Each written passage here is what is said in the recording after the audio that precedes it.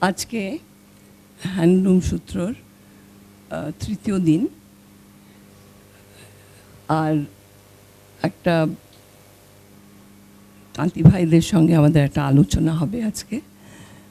সেটা আয়োজন করেছেন বিশাল সাহা। বিশাল বিষ্ণুপুরের ছেলে এবং চারিদিকে তাঁত এবং তার সমস্ত মানে তাঁত নিয়ে ও যেন বড় হয়েছে। ও যদিও ফার্মাকোলজি নিয়ে পড়াশুনো করেছে, ওর প্রাণটা একেবারে তাঁতের মধ্যে জুড়ে আছে। আমি ওকে দেখে বলি যে তুমি তাঁতেরই একটা অংশ। ও যেন তাঁতের মধ্যেই বোনা। আমি আর বেশি কিছু বলবো না। ও অনেক জায়গায় গেছে, অনেক জিনিস দেখেছে, একেবারে যেন ভেতর থেকে ও তাঁতটাকে জানে। ওনার কথা শুনলেই বুঝতে পারবেন সেটা। আজকে ওই কথা বলব।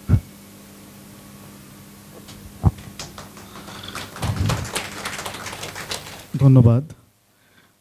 এত অসুস্থতা সত্ত্বেও সূত্রার যিনি মূল মাথা, উনি আজ সময়ের আগেই এখানে উপস্থিত হয়ে আমার সম্পর্কে যেসব কথাগুলি বললেন, আমি সে তুলনায় খুবই ছোট্ট এবং ক্ষুদ্র।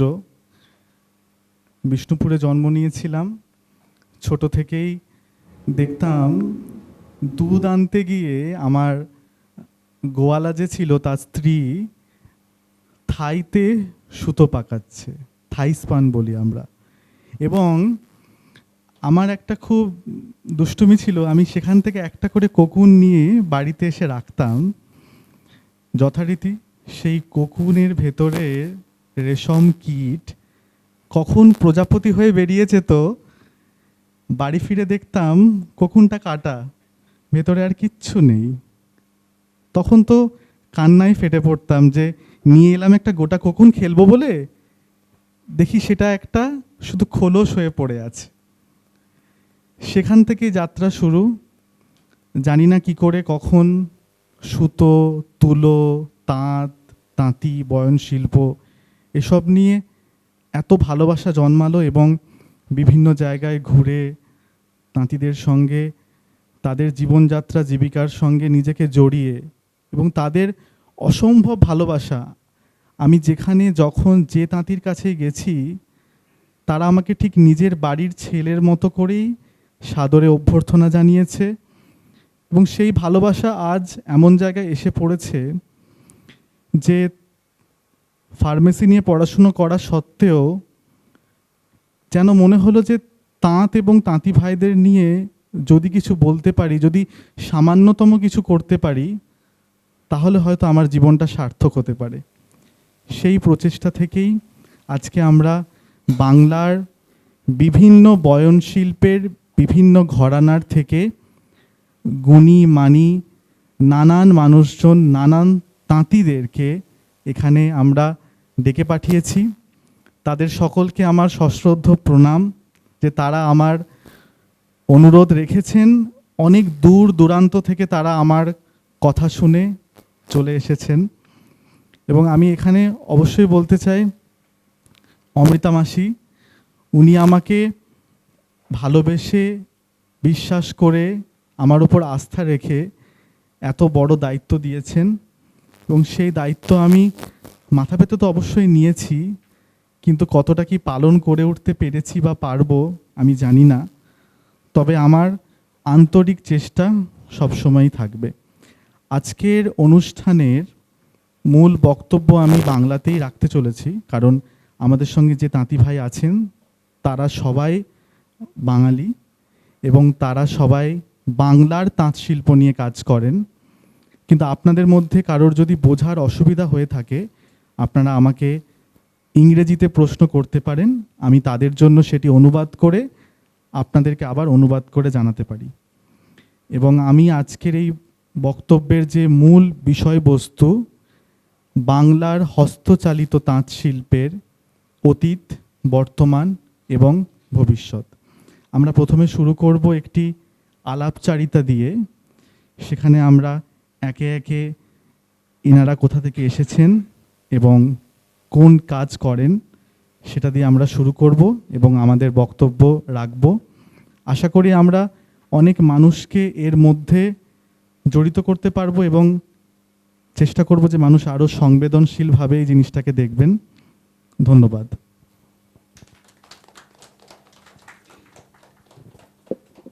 আমার নাম নীলকমল বসাক।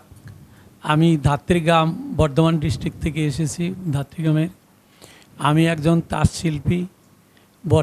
আমি মোটামুটি ধরে নেন 12-13 বৎসরের থেকে আমি তাঁতের সঙ্গে যুক্ত এবং তাঁতের শাড়ি থেকে তারপরে আপনার কিছু ড্রেস মেটেরিয়ালেরও প্রোডাকশন করেছি।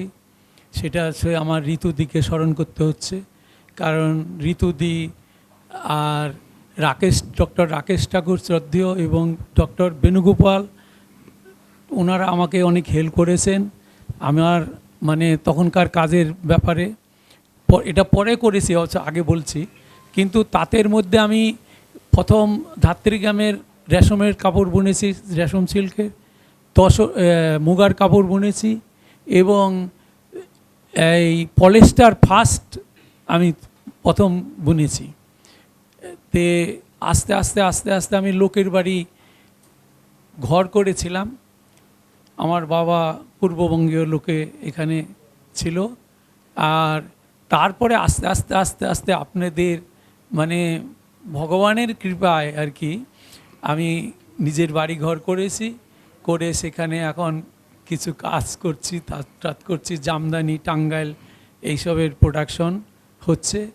আমরা চেয়েছি আজকের অনুষ্ঠানটি সেই স্টেজের উপরে দাঁড়িয়ে একজন বলে, সামনে থেকে নিচের থেকে শোনে। দূর দূরান্ত এই ভেদাভেদ আমরা রাখতে চাই না। তাঁতি, তাঁত নিয়ে যারা কাজ করেন, ডিজাইনার যারা তাঁত বুনছেন, সুতো কাটছেন, সবাই আমরা এক ছাতার তলে এই আলোচনা সভার আয়োজন করেছি। আশা করি সেই অনুভূতি থেকেই, সেই ক্ষমাসুন্দর দৃষ্টি থেকে আপনারা এই অনুষ্ঠানটি গ্রহণ করবেন। নমস্কার, আমি জ্যোতিষ দেবনাথ, অম্বিকা কালনা, ডিস্ট্রিক্ট বর্ধমানে আমার বাড়ি। আমি মসলিনের উপরে জামদানি শাড়ি এবং অন্যান্য জিনিস তৈরি করে থাকি। আমাদের 4 জেনারেশনের কাজ। তো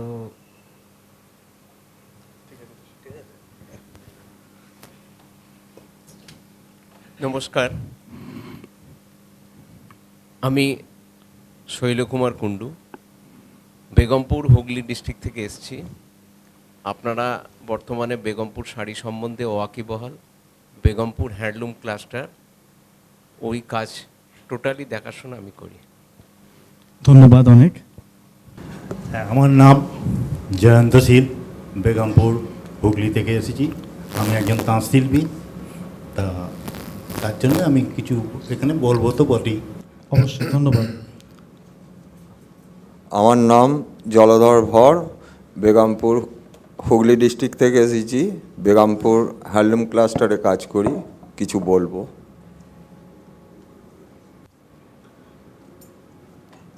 আমার নাম লক্ষ্মীমণি দাস, বর্ধমান জেলা থেকে এসেছি। আমি সুতো কাটি। ওনাকে হয়তো আপনারা সবাই এক্সিবিশনে দেখেছেন। উনি কিন্তু বিগত 2 দিন ধরে নিরলসভাবে কিন্তু সুতো কেটে চলেছেন। আপনাদেরকে বুঝিয়ে চলেছেন যে তাঁত শিল্পে কিন্তু শুধু তাঁতির অবদান নেই। তাঁত শিল্পে তাঁতি, যারা সুতো কাটেন, যারা সানা গাঁথেন, যারা সানা তৈরি করেন, যারা পাড়িমারি করেন, সবাইকার সকল অবদান আছে। আমরা শুধু তাঁতি এবং তাঁত শিল্পকে সম্মান করলেই হবে না, তার সাথে সাথে তার সঙ্গে আরও যে সকল মানুষের এত নিরলস পরিশ্রম আছে তাদেরকেও সমানভাবে কদর করতে হবে। তাদেরকে কদর করতে না পারলে আমরা হয়তো সেই তাঁত শিল্পকে বাঁচাতে পারবো না। আমি তারকনাথ দাস, বর্ধমান জেলার শশীনারা গ্রাম থেকে এসেছি। আজকে এই মহতী উদ্যোগে মানে সমবেত হতে পেরে নিজেকে খুব গর্বিত এবং ভালো লাগছে আর কি। অনেক ধন্যবাদ। নমস্কার, আমার নাম মিঠুন হেস। আমি সোনামুখী, বাঁকুড়া ডিস্ট্রিক্ট থেকে এসেছি। আমি একজন তাঁত শিল্পী। তো আমার সিল্ক, তসর এর আইটেমের কাজ করা হয়। ঠিক আছে। আমার নাম তারকনাথ দাস, আমি কেঞ্জেগোড়া বাঁকুড়া জেলা থেকে এসেছি। আমি তাঁতের কাজ নিয়ে কিছু জিনিস নিয়ে এসেছি এখানে মেলাতে, এ বলে আমি বক্তব্য। আমরা প্রত্যহ যে গামছা ব্যবহার করি, আজকে কিন্তু দেখতে পাচ্ছেন যে এই সমস্ত চেয়ারগুলি গামছা দিয়ে মুড়ে দেওয়া হয়েছে। সেই হাতে বোনা গামছা উনি তৈরি করে থাকেন। আমার নাম টিঙ্কু বিরল, মুর্শিদাবাদ মির্জাপুর গ্রাম থেকে এসেছি। আমরা বড় রেশম সিল্কের তাঁতেই আমরা এখানে এখানে আমাদের অনুষ্ঠানটা এত সুন্দর হচ্ছে, বা এই অনুষ্ঠানটা আমাদের দরকার, সবার সাথে পরিচয় হচ্ছে এবং আমাদের এই মেলা প্রাঙ্গণই খুব ভালো লাগে। অনেক অনেক ধন্যবাদ আপনাকে। আমি কৃতিশ দাস, তুফানগঞ্জ কুচবিহার থেকে আসছি। প্রথম দিক থেকে তো শাড়ি তৈরি করতাম আমরা, বর্তমান মেখলার সঙ্গে জড়িত সমস্ত রকম মেখলা তৈরি করতে পারি আমি। ধন্যবাদ। পাশের জনকে একটু যদি দিয়ে দেন। আমি নির্মল দাস, কোচবিহার তুফানগঞ্জ। আমরা ওই আগেই শাড়ি তৈরি করতাম, এখন তো শাড়ি আমাদের এখানে নেওয়ার মতো মহাজন এরকম নেই। আমরা নিজেরা এখন মেখলা তৈরি করে আসাম বিক্রি করছি। আমার নাম উৎপল বসা, আমি বর্ধমান জেলার ধাকতি গ্রামের বাসিন্দা। আমি একজন তাঁত শিল্পী। এবং আপনারা জানলে অবাক হবেন, আমরা এই অনুষ্ঠানে শুধুমাত্র তাঁতের এক প্রজন্মকে নিয়ে আসিনি, আমি চেষ্টা করেছি সেখানে আগামী প্রজন্মকেও আসতে। উনি কিন্তু নীলকমল বাবুর ছেলে। তো আমরা সেখানে তাঁত শিল্পের অতীত, বর্তমান, ভবিষ্যৎ আলোচনা করব। সেখানে শুধুমাত্র অতীতকে নিয়ে তো থাকলে হবে না, যারা ভবিষ্যতের আগামী প্রজন্ম, তাদের চিন্তাধারা, তাদের অনুভূতি, তাদের তাঁতের প্রতি যে অবদান, সেটাও আমরা তুলে ধরার চেষ্টা করব। আমার নাম রঞ্জন দাস, বেগমপুর, হুগলি জেলার বেগমপুর থেকে এসেছি। বেগমপুর হ্যান্ডলুম ক্লাস্টারে কাজ করি, শাড়ি তৈরি করি, কটন শাড়ি। ধন্যবাদ। সেটা পড়াশুনো করলেও উনি তো আপনারই মেয়ে, ও তো তাঁত দেখেই বড় হয়েছে। তো ও তো ওর বাবার সম্পর্কে, তাঁত সম্পর্কে কিছু কথা বলতে চাইতেই পারে, ও তো কিছু ক্ষোভ প্রকাশ করতে পারে, তাই না? ও তাদের নিয়ে কিছু নামটুকু বল। আমার নাম রিমিকা দাস। আচ্ছা, তুমি কোন ক্লাসে পড়ো? আমার কলেজ 3rd ইয়ার কমপ্লিট। আচ্ছা, বেশ, ধন্যবাদ।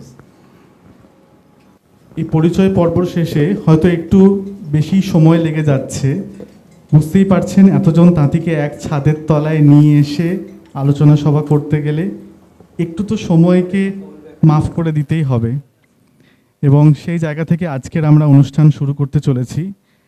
আমরা সবাই এখন বাংলাতে বলে থাকি যে বাংলা সূক্ষ্ম সুতো, মসলিন, ফাইন কাউন্ট, এবং বাংলা জুড়ে জেলায় জেলায় বিভিন্ন বোনার বৈচিত্র্য, টাঙ্গাইল শাড়ি, ধনেখালি শাড়ি, শান্তিপুরি শাড়ি, বালুচরি শাড়ি, গরদ শাড়ি, গামছা এবং নানান কিছু, কোচবিহার থেকে দোকনা, এরকম অনেক শাড়ি আছে।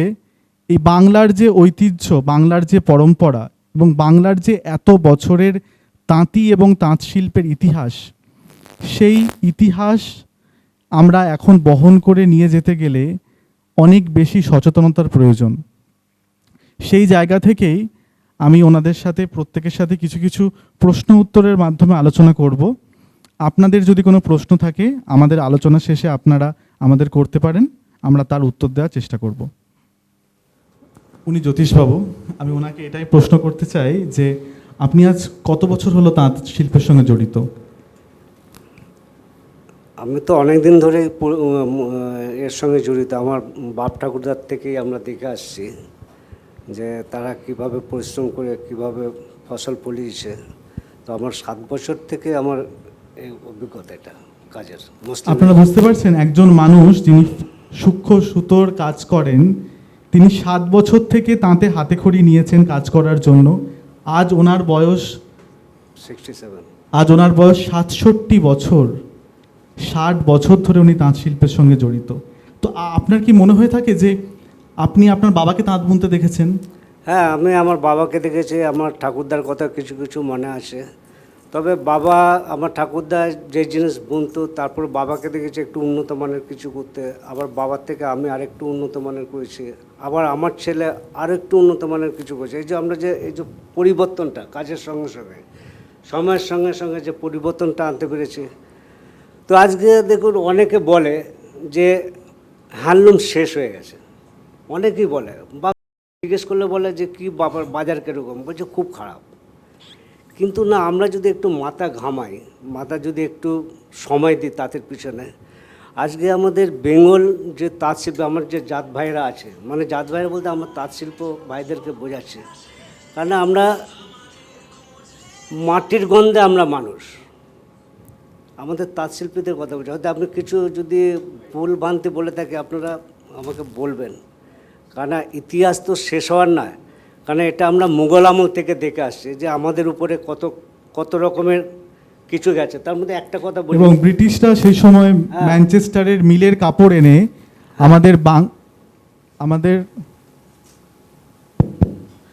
ব্রিটিশরা সেই ম্যানচেস্টারের কাপড় এনে আমাদের তাঁত শিল্পের একেবারে ধ্বংস করতে চেয়েছিল, মেরুদণ্ড থেকে ভেঙে একেবারে শেষ করে দিতে চেয়েছিল। সেই সময়ে যারা মসলিনের সুতো কাটতো তাদের বুড়ো আঙুলটা পর্যন্ত কেটে নেওয়া হয়েছিল যাতে তারা সুতো পাকাতে না পারে। এবং আমরা যদি এখন ওয়াটসন ভলিউম যদি আমরা দেখি, সেই সময়কার একজন মানুষ এখানে এসে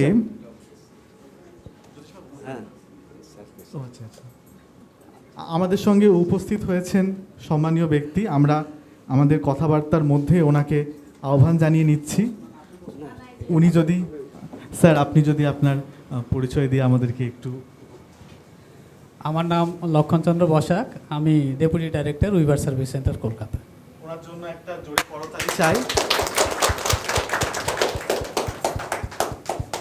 আমি এইমাত্র জ্যোতিষবাবুর সঙ্গে যে আলোচনা করছিলাম যে একসময় আমাদের ব্রিটিশ শাসিত অঞ্চলে ম্যানচেস্টার থেকে মিলের কাপড় কম দামে এনে বাংলার তাঁত শিল্পের মানুষদের যে অপরিসীম কারুকাজ এবং তাদের যে অপরিসীম দক্ষতা তা নষ্ট করে দেওয়ার চেষ্টা হয়েছিল।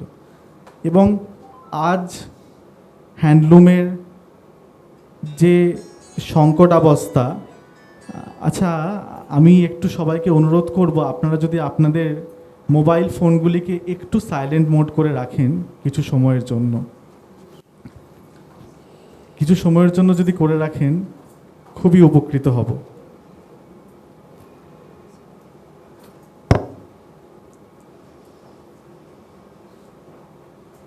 এবার আমরা শুরু করতে পারি। তো সেই ব্রিটিশদের যে করাল গ্রাস বাংলার তাঁত শিল্পের উপর পড়েছিল তার এক নিদর্শন আমরা ওয়াটসন ভলিউম থেকে পাই, এবং সেখানে দেখা যায় কি অপরূপ বৈচিত্র্যের এবং সৌন্দর্যের যে কাপড় আছে, সেই কাপড় হয়তো এখন অনেকটাই বিলুপ্ত, মানুষজন বুনতে পারেন না, কারণ সেই তাঁত এবং তাঁত শিল্পের যে গঠন সেই সময় নষ্ট করে দেওয়া হয়েছিল। এবং এখনকার মানুষজনদের সচেতনতা যদি আমরা বাড়াতে না পারি, মানুষজনদেরকে কোন কাপড় তাঁতে বোনা, কোন কাপড় মেশিনে বোনা, যে পাওয়ারলুমের কাপড়, সেই পাওয়ারলুমের কাপড়ের সঙ্গে হ্যান্ডলুমের কাপড়ের যদি পার্থক্য করতে না পারি, আমি কিন্তু হ্যান্ডলুম এবং পাওয়ারলুমের কোনো বিতর্কেই যাচ্ছি না। হ্যান্ডলুম হ্যান্ডলুমের জায়গায়, পাওয়ারলুম পাওয়ারলুমের জায়গায়। পাওয়ারলুমের যে অসংখ্য পরিমাণে তার যে উৎপাদন, সেই উৎপাদনকে আমরা টেক্কা দিয়ে হ্যান্ডলুমে কখনোই সেটা করে উঠতে পারবো না। অতএব এই পাওয়ারলুম এবং হ্যান্ডলুমের এই তুলনামূলক আলোচনা থেকে বেরিয়ে যদি আমরা যেসব মানুষজন এবং ক্রেতা কাপড় কিনছেন তারা যদি এটুকুটা বুঝে কেনেন যে আমি একটি হ্যান্ডলুমের কাপড় কিনছি এবং আমি একটি পাওয়ারলুমের কাপড় কিনছি, এবং এটুকু যদি অনুভূতিশীল তারা হন যে হ্যান্ডলুমের কাপড় যখন আমি কিনছি তখন অবশ্যই আমি তাকে পাওয়ারলুমের কাপড়ের সঙ্গে দামের তুলনামূলক আলোচনা করতে পারি না। কারণ হ্যান্ডলুমের কাপড় বুনতে গেলে আগেই বললাম সেখানে পাড়িমারি করা, সানা গাঁথা, সুতো কাটা থেকে শুরু করে বিভিন্ন মানুষের নিরলস প্রয়াস থাকে, পরিশ্রম থাকে। সেই প্রয়াস এবং পরিশ্রমের যে ন্যূনতম মজুরি, সেই মজুরি দিতে গেলে তো হ্যান্ডলুমের কাপড়ের দাম তার মতো হবেই। আপনারা বাজারে খাসির মাংস খেতে গেলে কি বলেন যে মুরগির মাংসের দাম দেবো কিন্তু খাবো খাসির মাংস, সেটা তো সম্ভব নয়। তো সেই সচেতনশীল হয়ে সেই ভাবনা থেকে ভাবতে হবে, আমি যদি বছরে 2টো করে হাতে বোনা তাঁতের কাপড় কিনি, আগে যেরকম পয়লা বৈশাখে কিনতাম আর পুজোর সময় কিনতাম, সেটা যদি হতো তাহলে কিন্তু আমরা তাঁত শিল্পকে বাঁচাতে পারি। আমাদের সঙ্গে সম্মানীয় ব্যক্তি আছেন, উনি এবং উইভার সার্ভিস সেন্টার এবং এই সকল মানুষেরাও নিরলস পরিশ্রম করছেন, হস্তচালিত তাঁত শিল্পকে বাঁচানোর চেষ্টা করছেন। উনি সেই জায়গা থেকে ওনার সেই অনুভূতি আমাদের সঙ্গে যদি দু কথা বলে শোনান। নমস্কার। তো আজকের উপস্থিত যারা রয়েছেন সবাইকেই আমার শুভেচ্ছা জানিয়ে আমি বলছি। তো আপনি যে বিষয়গুলো বললেন একদম সত্যি কথাই বলেছেন। তো হ্যান্ডলুম এবং পাওয়ার লুপের বিষয়টা তো একটা আছেই। আর আমরা ডিসি হ্যান্ডলুম উইভার সার্ভিস সেন্টারের তরফ থেকে সবসময় আমরা চেষ্টা করে যাচ্ছি যে হ্যান্ডলুমের উত্থানটা যেন হয়। তো যেটা এখন শুনতে আপনি যেটা বললেন যে একটা সাধারণ মানুষ বুঝতে পারবেন না হ্যান্ডলুম এবং পাওয়ারলুম, একদমই সত্যি কথা। তো সেই বিষয়টা মানে একজন ক্রেতা কি করে বুঝবেন, তার জন্য আমাদের যেমন কিছু হ্যান্ডলুম মার্ক স্কিম রয়েছে। তো যেখানে আমাদের ওই প্রোডাক্টটা যে হ্যান্ডলুম অরিজিন সেইটাকে ডিনোট করে। যদি আপনি কোনো প্রোডাক্ট কিনতে যাচ্ছেন সেই সময় যদি দেখেন যে এটার মধ্যে হ্যান্ডলুম মার্ক সিম্বলটা রয়েছে, তাহলে আপনি নিশ্চিত হবেন যে এটা হ্যান্ডলুমের। এবং এটা আমরা টেক্সটাইল কমিটির মাধ্যমে ইমপ্লিমেন্ট করে থাকি। এছাড়া রয়েছে যে কোয়ালিটির বিষয় রয়েছে, সেখানে আরও একটা আমাদের মার্ক রয়েছে, সেটা হচ্ছে ইন্ডিয়া হ্যান্ডলুম ব্র্যান্ড। সেটা যেমন একসঙ্গে যেমন ওটাকে এটাও বলে যে এটা হ্যান্ডলুমের তৈরি, সেই সঙ্গে এটাও বলে যে এটা জিরো ডিফেক্ট এবং জিরো ইফেক্ট। জিরো ডিফেক্ট এই সেন্স যে ওর কোয়ালিটি প্যারামিটার একটা স্ট্যান্ডার্ড মেনটেন করে হয়। যেমন আমরা দেখি আমাদের অনেক জিনিসের মধ্যেই বিআইএস স্ট্যান্ডার্ড দেওয়া আছে, ঠিক আইএসবিতেও সেরকম। আপনি যদি একটা শাড়ি বানাতে চান, যদি শান্তিপুরি শাড়ি বানান, তার সুতো কত কাউন্টের হওয়া উচিত, সানা কত কাউন্টের হওয়া উচিত, সেইটা ফুলফিল করলেই তবে আইএসবি ব্র্যান্ড পাওয়া যায়। এবং আপনি যে রঙটা ব্যবহার করেছেন সেই রঙটা কতখানি পাকা, সেই রঙটা পাস করলে তবেই সে আইএসবির জন্য যেতে পারে, মানে আইএসবিটা পেতে পারে। তো এগুলো কিছু জিনিস রয়েছে, এই সিম্বলগুলো যদি আপনারা প্রোডাক্টের মধ্যে পান তাহলেই আপনারা বুঝতে পারবেন যে এটা হ্যান্ডলুমের প্রোডাক্ট। আরও একটা বিষয় আছে যেটা আমরা টেকনিক্যাল টার্মসে বলি, যদিও এখানে আমাদের কোনো প্যারামিটার নেই। হ্যান্ডলুমের শাড়ি আর পাওয়ারলুমের শাড়ির যারা তাঁত কাজে যুক্ত আছেন তারা একটু বুঝতে পারবেন যে আমি যদি হ্যান্ডলুমের শাড়ি নিই তাহলে দেখবেন তার সেলভেজ, যেটা আমরা তাঁতির ভাষায় মুজি বলি, দেখবেন ওটা পাওয়ারলুমের মতন অত মসৃণ হবে না, একটু আনইভেন হবে। কেননা হ্যান্ডলুমের সময় ওটা মাকু অনেক সময় সুতো ফুরিয়ে যায় বা মাকু পড়ে যায়, এই সমস্ত কারণে ওটা হয়। আরও একটা জিনিস রয়েছে যে 4N সুতো, যেটা আমরা পিক্স বলি, যদি হ্যান্ডলুমের শাড়ি হয় সেটাতেও দেখবেন একটু কম বেশি হবে। পাওয়ারলুমে বা মেশিনের এতে ওটা তো একদম মেশিনে ফিক্স করা আছে, ও তো ওইভাবেই চলে যেতে থাকবে। তো এরকম কিছু কিছু জিনিস আছে, যদি 4-5টা পয়েন্ট যদি আমরা লক্ষ্য করি তাহলে দেখব আমি যখন কিনতে যাব তখন যদি ওইগুলো এটা নিশ্চয়ই পাবেন। সেটা একটা বিষয়, কিন্তু সেটা ক্রেতাদের দ্বারা সম্ভব নয়। সেটা যারা দোকান করছি, যে হ্যান্ডলুম শাড়ি কিনছি, তারা এটা করতে পারবেন। আদারওয়াইজ সাধারণ ক্রেতাদের জন্য এটাই যে আপনারা হ্যান্ডলুম মার্ক দেখে কিনবেন বা হ্যান্ডলুম ব্র্যান্ড দেখে কিনবেন, নিশ্চয়ই ঠকবেন না।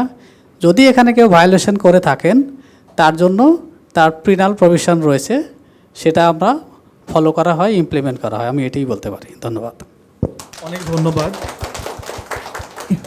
এই যে সূক্ষ্ম বিশ্লেষণ করার যে বিচার বুদ্ধি, এই সূক্ষ্মতা বোঝার যে পয়েন্টগুলি উনি সুন্দর করে বোঝালেন, সেই সকল পয়েন্টগুলি কি সাধারণ মানুষ জানতে পারে না। তো সেই জায়গা থেকে স্যার আপনারও কি মনে হয় যে এই ধরনের অনুষ্ঠান সূত্রা যে ধরনের আয়োজন করেছে, যেখানে সরাসরি তাঁতি এবং ক্রেতাদের মধ্যে কোনো ব্যবধান না রেখেই এই ধরনের উদ্যোগ করছেন, এবং আপনারাও সারা বছর নিরলসভাবে বিভিন্ন মেলা, বিভিন্ন আয়োজন থেকে সেটা করে থাকেন, এই ধরনের প্রয়াস যদি আমরা আরও বাড়াতে পারি তাহলে কি এই ক্রেতা এবং নির্মাতা এই দুজনের মধ্যে ব্যবধান হাটিয়ে আমরা কি সরাসরি তারা আরও বেশি করে সচেতনতা ছাড়াতে পারে? সেই সচেতনতার তো মনে করি অবশ্যই প্রয়োজন, কারণ আমি বাজারে যখন শাড়ি কিনতে যাই সেখানে মানুষজন হ্যান্ডলুম মার্ক না থাকলেও তারা বলে এই শাড়ি হ্যান্ডলুমের। আমার মধ্যে যদি এই জ্ঞানটুকু না থাকে যে এটি হ্যান্ডলুমের নয়, আমি সেটিই নিয়ে আসছি। এবং আমরা প্রতিষ্ঠিত বিপণন কেন্দ্র থেকেও শাড়ি কিনে নিয়ে আসছি হ্যান্ডলুম বলে, কিন্তু সেই শাড়ি পাওয়ারলুমের। তো সেক্ষেত্রে পাওয়ারলুমের শাড়িরও যদি একটা আলাদা করে ট্যাগ মার্কিং থাকতো যে এটি পাওয়ারলুমের, এবং সেটা জাস্ট আমার কাছে আপনার একটি অনুরোধ, মানে আপনি অবশ্যই সেটা বুঝতে পারছেন আমি কি বলতে চাইছি, তো সেইটা যদি হতো তাহলে হয়তো বোধহয় আরও বেশি করে মানুষজন বুঝতে পারতো যে এটি হ্যান্ডলুম এবং এটি পাওয়ারলুম। কারণ পাওয়ারলুমের শাড়ি মানুষও পাওয়ারলুম কিনুক, তাতে কোনো বাধা আপত্তি নেই, কিন্তু যখন হ্যান্ডলুম কিনছেন সেটা যেন হ্যান্ডলুমই কিনুন, পাওয়ারলুমটা হ্যান্ডলুম বলে কিনে তারা যেন বাড়ি না নিয়ে যায়। এখানে এটাই বলতে চাইছি যে আমাদের হ্যান্ডলুমকে রক্ষা করার জন্য তো আমরা তো হ্যান্ডলুম মার্ক প্রবর্তন করেছি। তো আমরা হ্যান্ডলুম ডিপার্টমেন্ট থেকে এটা চেষ্টা করে যাচ্ছি যে এই হ্যান্ডলুমের প্রোটেকশনটা এইভাবে করা যায়। তো একইভাবে রয়েছে যে আপনি যেটা বললেন হ্যান্ডলুম রিজার্ভেশন অ্যাক্ট আমাদের রয়েছে, যেখানে এই 11 আইটেম আমাদের রয়েছে যেগুলো হ্যান্ডলুমের জন্যই রিজার্ভ, সেটা যেন পাওয়ারলুমে না হয়, তার জন্য আমাদের এনফোর্সমেন্ট উইং আছে, তারাও দেখে। এখানে কিছু কিছু বিষয় আছে, যেমন একটা শাড়ি একটা রিজার্ভ আইটেম যদি সেটা কটনের হয়, আবার যদি দেখা যায় যে একটা শাড়িটা যদি আবার দেখা গেল যে তার মধ্যে 50% বা তার বেশি ম্যানমেড ফাইবার রয়েছে, তাহলে কিন্তু ওটার ভায়োলেশনে পড়লো না। তো সেক্ষেত্রে যারা বিক্রি করছেন হ্যান্ডলুম বলে পাওয়ারলুমের প্রোডাক্টকে, তাদের মধ্যে একটা নৈতিকতার বিষয় রয়েছে। তো একইভাবে পাওয়ারলুমের যেটা আপনি বললেন মার্ক, সেটা আমাদের পাওয়ারলুমটার একটা ডিপার্টমেন্ট হচ্ছে টেক্সটাইল কমিশনার, তো তাদের তরফ থেকে যদি একটা হয় আমরা নিশ্চয়ই এই বিষয়গুলো নিয়ে আলোচনা করব আমাদের মানে আধিকারিক পর্যায়ে, যে আমরা তো হ্যান্ডলুমের জন্য করলাম কিন্তু পাওয়ারলুমের জন্য যদি হয়। কিন্তু যেটা আমরা দেখতে পাচ্ছি যে যেগুলো পাওয়ারলুমের কিছুটা ভায়োলেশনের মাধ্যমে আসছে, আর কিছুটা ভায়োলেশন হচ্ছে না, অত লোকে কম দাম বলে কিনে নিচ্ছেন। তো এইভাবে এগুলো মিক্স হচ্ছে আর কি। তো এটাই কথা যে পাওয়ারলুম মার্কস এই মুহূর্তে নেই, তবে ভবিষ্যতে যদি হয় তাহলে নিশ্চয়ই সে আশা করতে পারি। হ্যাঁ নিশ্চয়ই নিশ্চয়ই। হ্যাঁ যারা হ্যান্ডলুম নিয়ে কাজ করেন উনি একজন ব্যক্তিত্ব যিনি তাঁতিদের সাহায্য করার জন্য সদা প্রস্তুত, তিনি এরকম আশ্বাস দিচ্ছেন এবং তিনি এরকম কথা বলছেন। আমরা কিন্তু এই যে সচেতনতা বৃদ্ধির ক্ষেত্রেও আমাদের অনেক বেশি খেয়াল রাখতে হবে। অনেক ধন্যবাদ স্যারকে। Thank you. আমরা পরে আমাদের সঙ্গে আছেন শৈলবাবু। শৈলবাবু যদি কিছু কথা আচ্ছা নীলকমলবাবু যদি কিছু কথা বলেন, এবং নীলকমলবাবুকে আমি কিছু প্রশ্ন করতে চাই। নীলকমলবাবু আপনার এখন কত বয়স হলো? 73 বছর। 73 বছর, 73। কোন বয়স থেকে আপনি তাঁত? আমার 12, এর আগেই বলেছিলাম কথাটা, 12-13 বছরের সময় থেকে আমি তাঁত বুনি। আপনার বাবা মা সবাই তাঁতের সঙ্গে জড়িত? তাঁতের উপরে আমাদের মানে সুতোর মধ্যেই জন্ম, সোজা কথা। সুতোর মধ্যেই জন্ম। তো আপনার গ্রামে আপনি যখন শুরু করেছিলেন সেই সময় কটি তাঁত ছিল?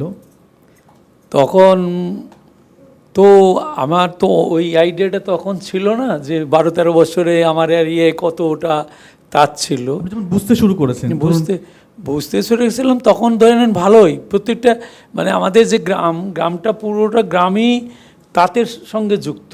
আচ্ছা। প্রত্যেকটা গ্রামে প্রতিটা বাড়িতেই 3টে 4টে 2টো 5টা করে তাঁত ছিল।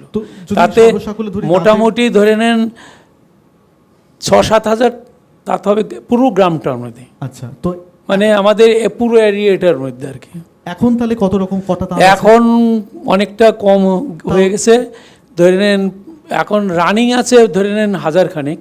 তাও এটা ওই যে দাদা বললো না ওই মেঘলা হচ্ছে, মেঘলা কিছু আশাতে কিছু বেড়েছে, আরো কমে গেছিল, সব মিলিয়ে মোটামুটি 1000 খানিক তাঁত এখন চালু আছে। পার্থক্যটা বুঝতে পারছেন? হাতে বোনা তাঁত যখন শুরু করেছিলেন উনি, ওনার যৌবনকালে 6 থেকে 7 হাজার ছিল, এখন কত এসে দাঁড়িয়েছে? মাত্র 1000। কথাটা বুঝতে পারছেন? এই যে 7000 থেকে 1000, 6000 তাঁত যে চলে গেল, 6000 তাঁতি, 6000 তাঁতির পরিবার, 6000 তাঁতির সঙ্গে জড়িত অসংখ্য মানুষ, তাদের রুজি রুটির কি হলো? তাদের রুজি রুটির কী হলো? তাঁতের মতো সূক্ষ্ম কাজ, আমরা আর্ট, তাঁত বোনাও একটি বয়নশিল্প আর্ট, স্যারও আমার সঙ্গে এগ্রি করবেন। তাঁত বয়নশিল্প একটি শিল্প, সেই শিল্প ছেড়ে যদি সেই মানুষটিকে লোকের বাড়িতে কাজ করতে হয়, ইট মাথায় তুলে নিয়ে বয়ে বেড়াতে হয় বা টোটো চালাতে হয়, সেই কাজ কি খুব সম্মানের? আমরা এত বেকারত্বের কথা বলি, কিন্তু আমরা কি একবারও ভেবে দেখেছি যে আমরা ওই একই রকম নকশার হ্যান্ডলুমের শাড়ি পাওয়ারলুমে পাচ্ছি বলে 500 টাকা কম হচ্ছে বলে সেই পাওয়ারলুমের শাড়িটা নিয়ে যাচ্ছি, কিন্তু সেই পাওয়ারলুমের শাড়িটা নিয়ে যাচ্ছি বলে আমি এই 7,000 থেকে 1,000-এ নামিয়ে আনলাম। আমি সকলকে বলছি না সব কিছুই পড়তে হবে হ্যান্ডলুমের, আপনারা পাওয়ারলুম পড়ুন, কিন্তু হ্যান্ডলুমের প্রতি ক্ষমা সুন্দর দৃষ্টিতে দেখুন। আপনারা যদি আজ বিভিন্ন বড় বড় বিপণন কেন্দ্রতে যদি যান, সেখানে কি আপনারা পারেন বার্গেইন করতে? দরাদরি, বাংলায় বলি আমরা দরাদরি, আপনারা বার্গেন করতে পারেন কি যে এইটার দাম তো 2,000, এবং আমরা এখন এত সাস্টেনেবল ফ্যাশনের কথা বলছি, কিন্তু আমরা কিন্তু বিলিভ করি সেই ফাস্ট ফ্যাশনেই। এবং ফাস্ট ফ্যাশনের আমি নাম তুলে না বললে আপনারা বুঝতে পারছেন, বিভিন্ন গ্লোবাল ব্র্যান্ড এখানে এসে ব্যবসা করছে, এবং সেখানে তারা নিজেদের ট্যাগের মধ্যে লিখে রাখে 20% পলিয়েস্টার, 30% কটন, 80% পলিয়েস্টার, 20% কটন। সেই ট্যাগ দেখার পরেও আমরা সেই কাপড় হাজার হাজার টাকা দিয়ে কিনে নিয়ে যাচ্ছি, এবং আমরা একবারও ভাবছি না যে সেই কাপড়টা পরলে আমাদের শরীরে কী প্রভাব ফেলতে পারে। যারা অফিস করেন তারা হয়তো বলতে পারবেন, আপনাদের পুরো দিনলিপি একটি হ্যান্ডলুম শাড়িতে বা হ্যান্ডলুম জামাতে বা হ্যান্ডলুম কাপড়ে বা হ্যান্ডলুম কোনো কিছুতে, এবং সেইটাই আপনি যদি একটু পলিয়েস্টার পরে যদি করে দেখেন, পার্থক্যটা বুঝতে পারবেন কী ব্যাপার। এবং এখনকার সায়েন্টিফিক স্টাডি থেকেও বলছে যে বিভিন্ন যে তন্তু, বয়নশিল্পের যে কটন, সিল্ক, এই ধরনের তন্তুর যে ওয়েভলেন্থ আছে, সেই ওয়েভলেন্থ আমাদের যে লাইভ হিউম্যান ফিগারের যে ওয়েভলেন্থ আছে, সমস্ত পদার্থতে একটি ওয়েভলেন্থ আছে। এই ধরনের পলিয়েস্টার সুতো মৃত মানুষের সঙ্গে কোয়েনসাইড করে। আমরা সবাই আজকাল ক্যান্সারের ভয়ে বলছি অর্গানিক খাবো, অর্গানিক সবজি, অর্গানিক মুরগি, অর্গানিক ডিম, অর্গানিক চাল, অর্গানিক ডাল, অর্গানিকের বাজারে রমরমা জিনিসের। যখন অর্গানিক আমরা খাচ্ছি, কী কারণে খাচ্ছি? নিজেদের শরীরটাকে ভালো রাখার জন্য। সেখানেই হ্যান্ডলুম, ন্যাচারাল ডাই, এই ধরনের জিনিসপত্রের যে প্রভাব, সেটাও কিন্তু আমাদের শরীরের জন্য অনেক উপযোগী। আমরা যদি একটি পাওয়ারলুম বা পলিয়েস্টারের কাপড় পরি, হয়তো তৎক্ষণাৎ তার প্রভাব বুঝতে পারবো না, কিন্তু সময়ের সাথে সাথে সেই প্রভাব কিন্তু আমাদের মধ্যে পড়বে। এবং সেই সূক্ষ্ম প্রভাব বুঝতে গেলে আমাদেরকে এখন থেকেই সচেতন হতে হবে। সচেতনভাবেই আমাদেরকে পরিধেয় বস্ত্র সিলেক্ট করতে হবে। এবং সবথেকে যেটা বড় কথা, সেটা হচ্ছে এই ধরনের বিভিন্ন অর্গানিক কালার, ন্যাচারাল ডাই, এই ধরনের কালারে কোনো ধরনের কেমিক্যাল পদার্থ ব্যবহার করা হয় না। সেখানে কেমিক্যাল রঙেও একটি প্রকৃতির প্রতি, সমুদ্রের প্রতি, সমুদ্রের বিভিন্ন ধরনের প্রাণীর প্রতি অনেক খারাপ কুপ্রভাব ফেলে। সেই সচেতনতা বাড়াতে হবে। গ্লোবাল ওয়ার্মিং নিয়ে এত কথা বলছি, কিন্তু আমরা এটা বুঝতে পারছি না যে আমরা নিজেরাই নিজেদের গ্লোবাল ওয়ার্মিংয়ের জন্য দায়ী। আমরা নীলকমলবাবুর কাছে আবার ফিরে যাব, উনি যে কথাটা বললেন। এবং আপনি তো চিরকাল হস্তচালিত বয়নশিল্পে তাঁত বুনে এসেছেন। এখনও আছে, এবং আমি পাওয়ারলুমে যাইনি। এবং মাঝখানে আপনার কথাতে একটা কথা বলছি আপনাকে, যে পরিসংখ্যাটা বললাম, তাতে দেখা যাচ্ছে আমাদের যে শিল্পী যেগুলো আছে, শুধু যে তাঁত বুনছে, আপনার কথাতেই আমি কিন্তু ফিরে যাচ্ছি, শুধু তাঁত বুনছে তো একজনা, তার পিছনে যে 3জন 4জনা করে তার জোগাড় দিচ্ছে, তাহলে 5জন আমি ধরে রাখি, তাহলে হিসাবে যদি 6,000 হয়, 5-6 30,000 কিন্তু তার সঙ্গে যুক্ত হয়ে আছে বুঝবে। এবং আমাদের যারা তাঁত শিল্পীর মধ্যে প্রত্যেকে, আমার তাঁত শিল্পী ভাইয়েরা আমার পাশে আছে, ওরা বুঝতে বা আপনারাও বুঝবেন যে 1,000 দিয়ে আমি তুলনা দিচ্ছি, যে এই যে সেই বাড়ির যদি একটা ছোট বাচ্চাও থাকে, একটা নলি হাতে করে নিয়ে তাঁত ঘরে তার পৌঁছিয়ে দিচ্ছে, তার স্ত্রী রান্নাবাড়া করে সেখানে চরকা গোড়া সুতো কাটছে, সব কিছু সুতো মারি থেকে আরম্ভ করে কেউ সানা করছে, আপনি তো বললেন। তাহলে এত মানে আমাদের যে কর্মসংস্থানের যে সমস্যা বলছি আমরা, কিন্তু আজ যদি আমার এই তাঁতশিল্পগুলো বেঁচে যেত তাহলে পরে ওর সঙ্গে কত হাজার কাজ করতে পারতো। কিন্তু এইটা কেন আমরা বোঝাতে পারছি না, কেন আমাদের আজকে আমাদের ঘরের ছেলেপেলেরা যে 5টা লেবার খাটাতো সে আজকে লেবার হয়ে সেই ইট বইছে, বালি বইছে, এই সব লেবার কাজ করছে। এটা দুঃখের বিষয়। আমি এই যে আমার দিদিই বলছি, দিদি আমার বাড়ি গিয়েছিল, দিদিকে দুঃখের অনেক কিছু বিবরণ আমি বলেছি যে আমার সামনে দিয়ে যাচ্ছে যারা মালিক ছিল তাদের ঘরে স্ত্রীরা পরের বাড়ি কাজ করতে যাচ্ছে, দুঃখ লাগছে জানেন, চোখের জল এসে যাচ্ছে সেই সব দৃশ্য দেখে, যে আমরা কোথায় পৌঁছালাম, কোথায় ছিলাম। আর সামনে যে আমাদের এই যে যারা পরবর্তী যে প্রজন্ম যারা আমার আসছে, তারা আমাদের হ্যান্ডলুমকে কিভাবে বাঁচিয়ে রাখবে। আমার কষ্ট হয় যে আমি ছোটোবেলায় থেকে হ্যান্ডলুমে করে এলাম, আর আজকে আমার হ্যান্ডলুম মানে হারিয়ে যেতে বসছে। এটাকে বাঁচাতে হবে, না বাঁচাতে পারলে পরে আমার এই হ্যান্ডলুম বাঁচবে না। এবং হ্যান্ডলুমের কাপড়ের যে মানে এইটার যে বিভিন্ন রকম মানে হাতের কাজ হোক, জ্যাকেটের কাজ হোক, এই যে শাড়ি হাতের কাজের সঙ্গে পাওয়ারলুমের কী যে তফাৎ, সেটা তো বললো, শুনলেন আপনারা নীলকমলবাবুর কথা শুনে বুঝতে পারলেন যে উনি কথাটা বলতে গিয়ে কতটা ইমোশনাল হয়ে গেলেন।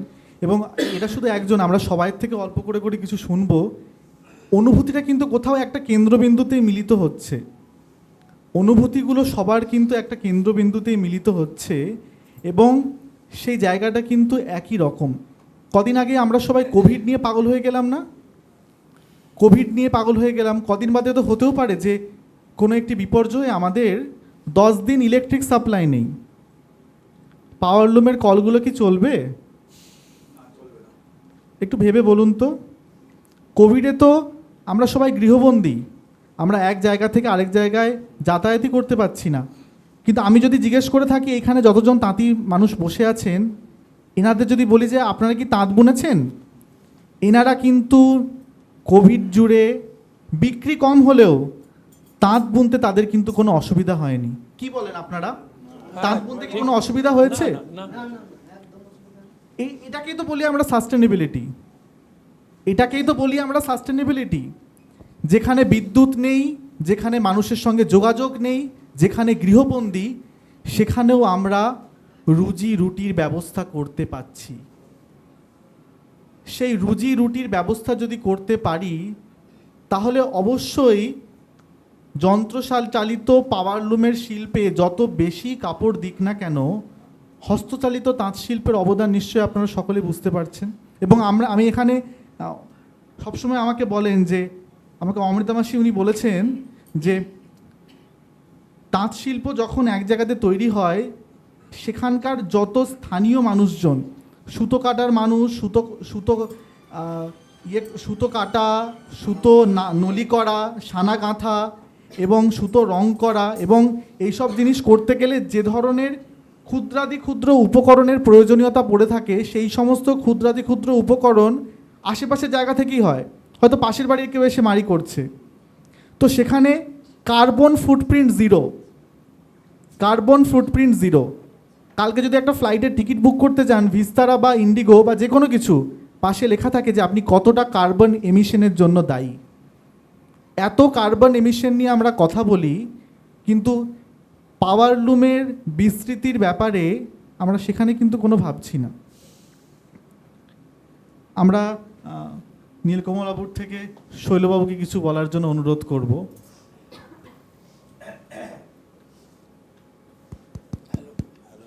হ্যালো, নমস্কার। আমি শৈলকুমার কুণ্ডু, বেগমপুর হুগলি জেলার একটা প্রত্যন্ত গ্রাম বললে ভুল হবে, হাওড়া থেকে বেশি দূর নয়। বেগমপুর টোটালি কিন্তু হ্যান্ডলুমের ওপর নির্ভরশীল ছিল। বেগমপুর গ্রাম কিন্তু টোটালি হস্ততাঁত চালিত হস্ততাঁতের ওপর নির্ভরশীল ছিল, বর্তমানে নেই। কারণ অনেকগুলো। আজকে উনি যেটা বললেন যে মানুষ সচেতন হয়ে যদি হ্যান্ডলুম বস্ত্র পরিধান করেন বা হ্যান্ডলুমের যাবতীয় প্রোডাকশান যদি ব্যবহার করেন, তাহলে কিন্তু শুধু বেগমপুর কেন, আমাদের ওয়েস্ট বেঙ্গলের যত হ্যান্ডলুম সেক্টর আছে সবাই চলবে। কিন্তু এই জায়গাটা হারিয়ে যাচ্ছে কেন, এটা যদি দেখা যায়, এর জন্যে দায়ী কি ওই যারা তাঁত শিল্পের সঙ্গে যুক্ত তারা? তা তো নয়।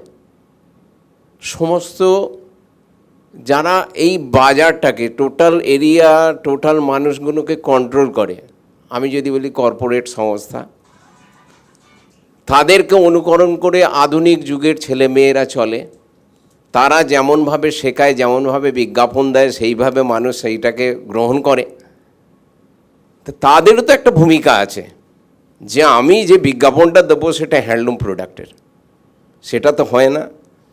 সে তার ব্যবসার মূলধন কোনটায় বাড়বে সেই হিসাব করে সে সেইটা করে। তাহলে এই জায়গাটা তো আগে ভাবা উচিত যে কেন তাঁত শিল্প, আমাদের এলাকা থেকে তাঁত চলে গেল, আমাদের এলাকা থেকে মানুষ তাঁতের এ থেকে চলে গেল, কারণ তার ইনকাম নেই, তার সংসার চলবে না। তার বাবা ঠাকুরদা এই যে লাইনে ছিল সেখান থেকে সরে গেছে। কেন গেছে? কেন গেছে? তার সংসার চলেনি তাঁতের মধ্যে থেকে। তার ছেলেরা অন্য লাইনে যেতে বাধ্য হয়েছে, দেখছে যে আমার বাবা তাঁতের মধ্যে থেকে কিচ্ছু করতে পারেনি, আমাকে অন্য লাইনে যেতেই হবে। আমার বাবার এই যে ভাই বোন এদেরকে নিয়ে যদি বড় করতে হয়, আমাকে অন্য পেশায় যুক্ত হবে, তার মাধ্যম দিয়ে ইনকাম করে বড় করতে হবে। এর জন্য দায়ী তো টোটাল সমস্ত এটা।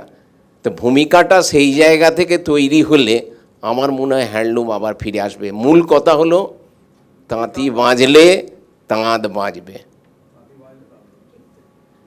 আমরা একে একে সকলের কাছেই আসবো, সবার মনের কথাই শুনবো।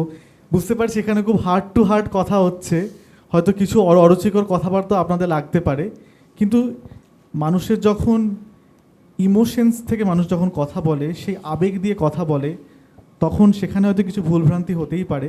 আশা করি সেটা আপনারা সবাই ক্ষমা সুন্দর দৃষ্টিতে দেখবেন, এবং আমাদের সঙ্গে যেসব সম্মানীয় মানুষজনেরা বসে আছেন তারাও যাতে সেটা ক্ষমা সুন্দর দৃষ্টিতে দেখেন, তাহলে আমি খুবই খুশি হব।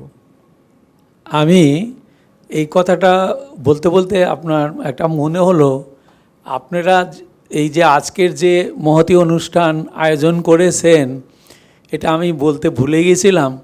এইটার জন্য আমি আপনাদের কাছে প্রচুর প্রচুর কৃতজ্ঞ জানাচ্ছি যে আপনারা আমাদের এই হ্যান্ডলুম বাঁচানোর জন্য আপনারা যে প্রয়াস চালাচ্ছেন, আপনারা এরা আরও জোরদার করে এটাকে প্রয়াস করুন, যাতে আমার তাঁত শিল্পী ভাইরা মানে কিছু উপকৃত হয়, বা তারা দৈনন্দিন যে কষ্ট পাচ্ছে সেই কষ্টর থেকে তারা মুক্তি পায়।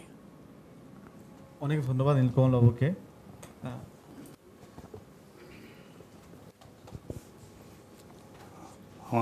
আমার নাম জয়ন্ত শীল, আমি বেগমপুর হ্যান্ডলুম ক্লাস্টারে কাজ করি। আমার প্রথম তো 15 বছর ধরে আমি তাঁত বুনতাম। আমার দাদু বাবারা তাঁত বুনেছে, এবং সেই আমার পড়াশোনা আমার ভালো হয়নি বলে আমার দাদু বাবারা বলতো, তোর দ্বারা পড়াশোনা হবে না, তুই তাঁতে আয়। আমি তাঁতে গিয়ে তাঁতে কী করব? বললে তাঁত বুনি তবে খেতে পারবি, নাহলে পড়াশোনা করে খেতে পারবি না, কারণ তোদের মাথা নেই, তোরা পড়াশোনা করতে পারবি না, তোরা তাঁত বুনলে তবু তোদের পেটের রোজগারটা চলবে। ঠিক আছে, তাঁত বুনতে আরম্ভ করলাম, শিখলাম। দাদু বাবারা কাকারা হাতে করে শেখালো, শিখে শিখে শিখে শিখে সেই তাঁত জায়গাটায় এসে আমি মোটামুটি আজকে 35 বছর ধরে তাঁত বুনছি। এবং তাঁতটা বুনতে বুনতে বুনতে বুনতে আমরা মহাজন পোতা তাঁত বুনতাম। আমাদের সেই রকম ছিল না যে আমরা নিজেরা কারবার করে তাঁত চালাবো, সেই রকম ছিল না। আমরা মহাজন পোতায় কাজ করতাম। মহাজনের পোতায় কাজ করতে করতে আজকে 30 বছর ধরে মহাজন পোতায় কাজ করেছি।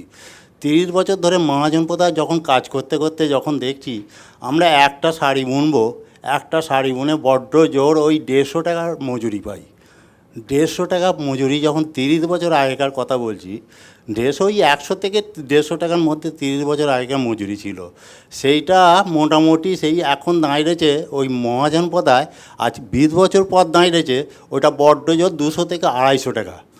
হ্যাঁ, দেখলাম আমরা বেশ কিছুদিন ধরে কাজ করলাম, করে করে করে করে মহাজনদের সঙ্গে আমাদের মতমানিল্য হচ্ছে যে তোমরা সুতো দিচ্ছ, তোমরা সবই দিচ্ছ, সবই ঠিক আছে, কিন্তু আমাদের যে পরিশ্রমটা, আমরা যে এতদিন কাজ করছি, যে আমাদের এই যে রোজগারটা, আমাদের যে 200 টাকা করে এই যে একটা কাপড় বুনলে ডিজাইন, বড় বড় ডিজাইন দিচ্ছে, সেই ডিজাইন একটা কাপড় বুনলে, একটা কাপড় বুনতে কম করে 1.5 দিন টাইম লাগে, কিন্তু 1.5 দিনে যদি একটা কাপড়ে 200 টাকা মজুরি পাই, তাহলে আমার সংসারটা কি চলবে? চলবে না, একদমই চলবে না। যাই হোক, কষ্ট সৃষ্ট করে 20 বছর ধরে একভাবে তাঁত বুনলাম মহাজনপদায়, কিন্তু আমরা কিছু করতে পারিনি, সে খালি পেটটা চালাবার জন্যে আমরা তাঁত বুনে গেছি। যাই হোক, মহাজনপদা হতে হতে হতে হতে যখন দেখা যাচ্ছে আমাদের তাঁতিদের সঙ্গে মহাজনদের তফাৎ কত হচ্ছে, যে আমি তো চালাতে পারছি না, আমার না মজুরি বাড়ালে আমি আর চালাতে পারবো না। তাছাড়া মহাজনরা বলছে যে না, এর বেশি মজুরি দেওয়া যাবে না, কারণ কেন বললে আমরা কাপড় বিক্রি করতে পারছি না বাজারে, আমাদের কাপড় জমে যাচ্ছে। আমি তোমাদের কাপড় জমে যাচ্ছে, কি যাচ্ছে না যাচ্ছে আমার দেখার দরকার নেই। আমি ওখানেই বিরত রেখে একটু বলতে চাই ওনাকে, বুঝতে পারছেন সমস্যাটা কোথায় এসে কেন্দ্রবিন্দু হচ্ছে? হ্যান্ডলুমের কাপড় ওনারা বুনছেন, 1.5 দিনে একটি কাপড়ে 200 টাকা পাচ্ছেন, এবং সেই জায়গা থেকে সেইটুকু কাপড় বুনেও তার যে পরিমেয় যে অর্থ, সেই অর্থ দিয়ে যে হ্যান্ডলুম কাপড়ের দাম, সেই দাম দিয়েও আমরা হ্যান্ডলুম কাপড় কিনতে দ্বিধাবোধ করছি। সেই হ্যান্ডলুম কাপড়টা যদি আমরা কিনতে পারতাম, তাহলে কিন্তু এনাদের মতো মানুষজনেরা, আপনারা নিশ্চয়ই বুঝতে পারছেন যে উনি কিন্তু একটা কাপড় যদি 1200 টাকায় বাজারে বিক্রি হয়ে থাকে, উনি কিন্তু পাচ্ছেন মাত্র 200 টাকা। সে 200 টাকা দিয়ে কিন্তু ওনার চলছে। এবং এখানেই সূত্রা টেক্সটাইল স্টাডিজের মতো প্রতিষ্ঠানগুলোর সার্থকতা। আমরা চেষ্টা করছি এই জায়গা থেকে যে তাঁতি যারা আসছেন তারা সরাসরি এখানে যারা ক্রেতা তাদের সঙ্গে কিনতে পারছেন। সেখান থেকে কি আপনার মনে হয় যে এই ধরনের অনুষ্ঠান থেকে আপনারা কোনোভাবে উপকৃত হচ্ছেন? মনে হচ্ছে হবে না, মনে হচ্ছে হবে না, মনে হচ্ছে হবে না, হবেই না। আমি একদম হবে না, কারণ হচ্ছে আমাদের তো ওখানে তো মহাজনপদা তো আর একদমই নেই, আর কোনো এই বেগমপুর হ্যান্ডলুম ক্লাস্টারটা চলছে বলেই তাই কটা তাঁতি, ওই 100টা তাঁতি বেঁচে আছে। ওই হ্যান্ডলুম ক্লাস্টারটাও চলে গেলে আমাদের 100টা তাঁতিও আর ওই তাঁতের মধ্যে থাকবে না। মানুষজন যদি আপনার থেকে আরও বেশি করে কিনে, মানুষজন যদি, আমি যদি একজন মেডিসিন নিয়ে পড়াশোনা করে এসে আমি যদি আপনার সঙ্গে গিয়ে বলি যে আমি আপনার সঙ্গে কাজ করছি, সকল এখানে আমাদের সঙ্গে অনেকেই উপস্থিত আছেন, এখানে সুপ্রিয় সাহু আছেন, উনি বিভিন্ন জায়গার গামছা তাঁতিদের নিয়ে কাজ করছেন, ইনারা যখন এসে এগিয়ে এসে আপনার সঙ্গে কাজ করছেন, তখন কি মনে হয় যে আপনাদের অর্থনৈতিক অবস্থাটা একটু হলেও ভালো হচ্ছে? ধরুন, আমি এখানে একটা কথা বলছি, আমার তো সেই রকম ক্ষমতা নেই যে আমি দুখানা তাঁত চাইলে যে কাপড় বিক্রি করবো ফাঁকে ফাঁকে, সেই ক্ষমতাটা নেই। আমরা তাঁতি যেমন তাঁত বুনবো, একটা তাঁত বুনে চালানোর মতন সেইভাবেই চলতে হয়, কিন্তু এই যে আপনারা কিভাবে সাপোর্ট করবেন, কিভাবে সাহায্য করবেন, সেটা তো আমরা বুঝতে পারছি না। তবে সেই পারিশ্রমিকটা আমরা তো কোথা থেকে পাবো? আমরা যে 2-4টে তাঁত চালাবো, সেই অর্থটাই কোথা থেকে পাবো? অনেক বেশি পরিমাণে হ্যান্ডলুমের কাপড় বিক্রি হলে সে অর্থের যোগান তো আসবে, অর্থ যোগানটা আসবে, কিন্তু সেটা আজ যদি আজকে ধরুন, আজকে তাঁতটা চালাবো, যে আমি 4টে তাঁত চালাবো, 4টে তাঁতকে চালাতে গেলে আমি শুধু চালাবো, কিন্তু তাঁতের যে পেছন দিকে আমি এটা করছি, যেটা একদম আমি তো এই তো পাট করে দেখাচ্ছি, যেটা উপরে দেখাচ্ছি, হ্যাঁ, তা সেই মানুষগুলোকে আর পাবো না, সেই মানুষগুলোকে আমি আর একদম পাবো না ফিরে। ওয়ার্কারের পার্টটা নষ্ট হয়ে গেছে, বুঝতে পারছেন? আমার যাকে নিয়ে কাজ করা, আমার শুধু একটা শাড়ি তৈরি করলে শাড়িটা কোথা থেকে আসছে সেই জায়গাটাকে আগে ধরতে হবে, সেই জায়গাটাকে একটা মানুষকে ফিরে পাওয়া যাবে না। বুঝতে পারছেন? আমি মার্কেটিংটা দূরে থাক, আমি যে শাড়িটা তৈরি করব, সেই শাড়িটা তৈরি করতে গেলে আমার মোটামুটি 6 জনকে আগে পেছনে থাকতে হবে, হেল্পার চাই। সেই 6 জনের মধ্যে 5 জনকে আর পাওয়া যাবে না। বুঝতে পারছেন? তাহলে শুধুমাত্র তাঁতি নিয়ে মাথা ব্যথা, সেখানে উনি যেটা বললেন যে ওনার তাঁতের পিছনে এই সকল মানুষদের যে অবদান, তাদের ব্যাপারটাও বুঝতে হবে, সবাইকে এগিয়ে আসতে হবে এবং সবাইকে আরও বেশি করে সচেতন হতে হবে, বুঝতে হবে যে তাঁত শিল্পের সঙ্গে কারা কারা জড়িত, কাদের কাদের অবদান রয়েছে, এবং আমরা একটা বৃহত্তর শিল্পকে নিজেদের হাতে করেই শেষ করে দিতে উদ্যত হয়েছি। অনেক ধন্যবাদ, উনি অনেক মন থেকে কথা বলেছেন এবং আজকের এই কথোপকথন মন থেকে মনে জোড়ার জন্যেই তৈরি করা। আমরা পরে আসবো জ্যোতিষবাবুর কাছে। না, আমরা একদম থেকে শুরু, তারপরে ভালো লাগছে। আপনি বলুন না। দেখুন, আজকে তাঁতের বাজারে অনেক কম্পিটিশান এসে গেছে। তো আমরা যে মুসলিমের উপরে যে জামদানি করি, তো আমাদের যেমন সাপোর্টার, যেমন WSC উইভার সার্ভিস সেন্টার, আমাদের যথেষ্ট সহযোগিতা করে এনারা। ইন্ডিভিজুয়াল মানে আমাদেরকে সাপোর্ট করে। আজকে আমরা যদি এই হ্যান্ডলুমের যদি ইতিহাস দেখি, তাহলে আমরা ইতিহাসকে আমাদের দেখতে হবে মুঘল আমল থেকে। আমরা আমাদের যে আমি আমার কথাটা বলছি, কারণ সত্যি কথা বলতে কি, আজকে হ্যান্ডলুমের যে পজিশান যা শুনছে, যে পাহাড়লুম বলুন, অ্যাপেয়ার বলুন, কিন্তু আমাদের কোনো ক্ষতি হয়নি, আমাদের খুব ভালো হয়েছে। আর বিশেষ করে অমৃতা মুখার্জি, কণিকা মুখার্জি, আমাদের রুবিদি, এই যে শিল্পপ্রেমীরা যে আছে, আর এনাদের যে আশীর্বাদের হাত আমাদের মাথার উপরে আছে, মানে এনাদের দিকে তাকিয়ে, মানে এনাদের আশীর্বাদের হাত আমাদের মাথার উপরে থাকাতে আমরা যথেষ্ট উৎসাহ কাজের পাই আমরা। তো আমরা যদি ইতিহাস দেখি মুঘল আমল থেকে, দেখুন মুঘল আমলে অনেক কথা, কারণ ইতিহাস তো শেষ করা যাবে না, এখানে অনেকজন আছে। হ্যাঁ, বর্তমান জগৎ নিয়ে বলে, কারণ ইতিহাস ঘাটতে গেলে কিন্তু না, মানে ইতিহাসকে আমাদের ফলো করতেই হবে। আজকে এই যে বলছে ওই দাদা যেরকম বলল যে মাল প্রোডাকশন হচ্ছে, কিন্তু বেচার একটা সমস্যা আছে। কিন্তু দেখুন, সমস্যা আছে, কিন্তু আজকে WSC উইভার সার্ভিস সেন্টার বা সেন্ট্রাল গভর্নমেন্ট আমাদের কি না দিচ্ছে না। আজকে এই যে ট্রেনিং, মানে এবার আমার ইতিহাস বলতে গেলে অনেক বলতে হবে, অত দূরে যাব না, আমি অল্প কথা বলি যে আমাদের বর্তমান বাজার তৈরি করার যে ক্যাপাসিটি, তার জন্য আমাদের লোক আছে, WSC আছে। আজকে যেমন এই যে অর্গানাইজড যে করেছে, এই যে বলতে নেই, আমি বলছি, আমার কথা বলছি, আমি ধরুন 2 দিনে 8 লাখ টাকা সেল করেছি। কেন? আমাকে দিদি ডেকেছে, এই যে আমাকে যে এই যে সাপোর্টটা দিয়েছে, আজকে এসছি বলে আজকে কী হবে আজকে যায় না, আমি 2 দিনের বিক্রির কথাটা বলছি। তাহলে আমি এখানে মাথাটা ঘামিয়েছি বলে আমি পয়সাটা পেয়েছি। যে যেরকম ক্যাপাসিটি বা যে যেরকম বুদ্ধি খাটাবে, সে সেরকম মার্কেট নিতে পারবে। তো আমার মনে হয় যে আজকে আমাদের যে পাহাড়লুম বলুন, অ্যাপেয়ার বলুন, এরা আমাদের কোনো ক্ষতি করে না। বিশেষ করে আমাদের দেখুন মাদারলুম, যে আমাদের যে তাঁত, এরা আমাদের মায়ের সমান। তাঁত হচ্ছে মায়ের সমান। তাঁতকে একটা দানা যদি থাকে, ওই মায়ের যদি 4টে বাচ্চা থাকে, 4টে বাচ্চাকে দিয়ে মা খায়। তো তাঁত কিন্তু কাউকে কোনোদিন না খাইয়ে রাখে না, কিন্তু তার উপরে ভিত্তি করতে হবে, তার উপরে নির্ভরশীলতা হতে হবে। যেমন ধরুন একটা তাঁতি সপ্তাহে 5টা কাপড় বোনে, 4টে খুব আরামসে বোনে, কিন্তু 5টার বেলায় দেখা যায় ওটা রিজেকশনও হয়ে যেতে পারে। কিন্তু এই যে 4টে কাপড় বোনে, এই যে ডাল ভাতের যে সংস্থা, মানে যে ডাল ভাতের যে একটা পরিবেশ তৈরি করে দিয়েছে, তাতে ডাল ভাত খেয়ে বাঁচবে।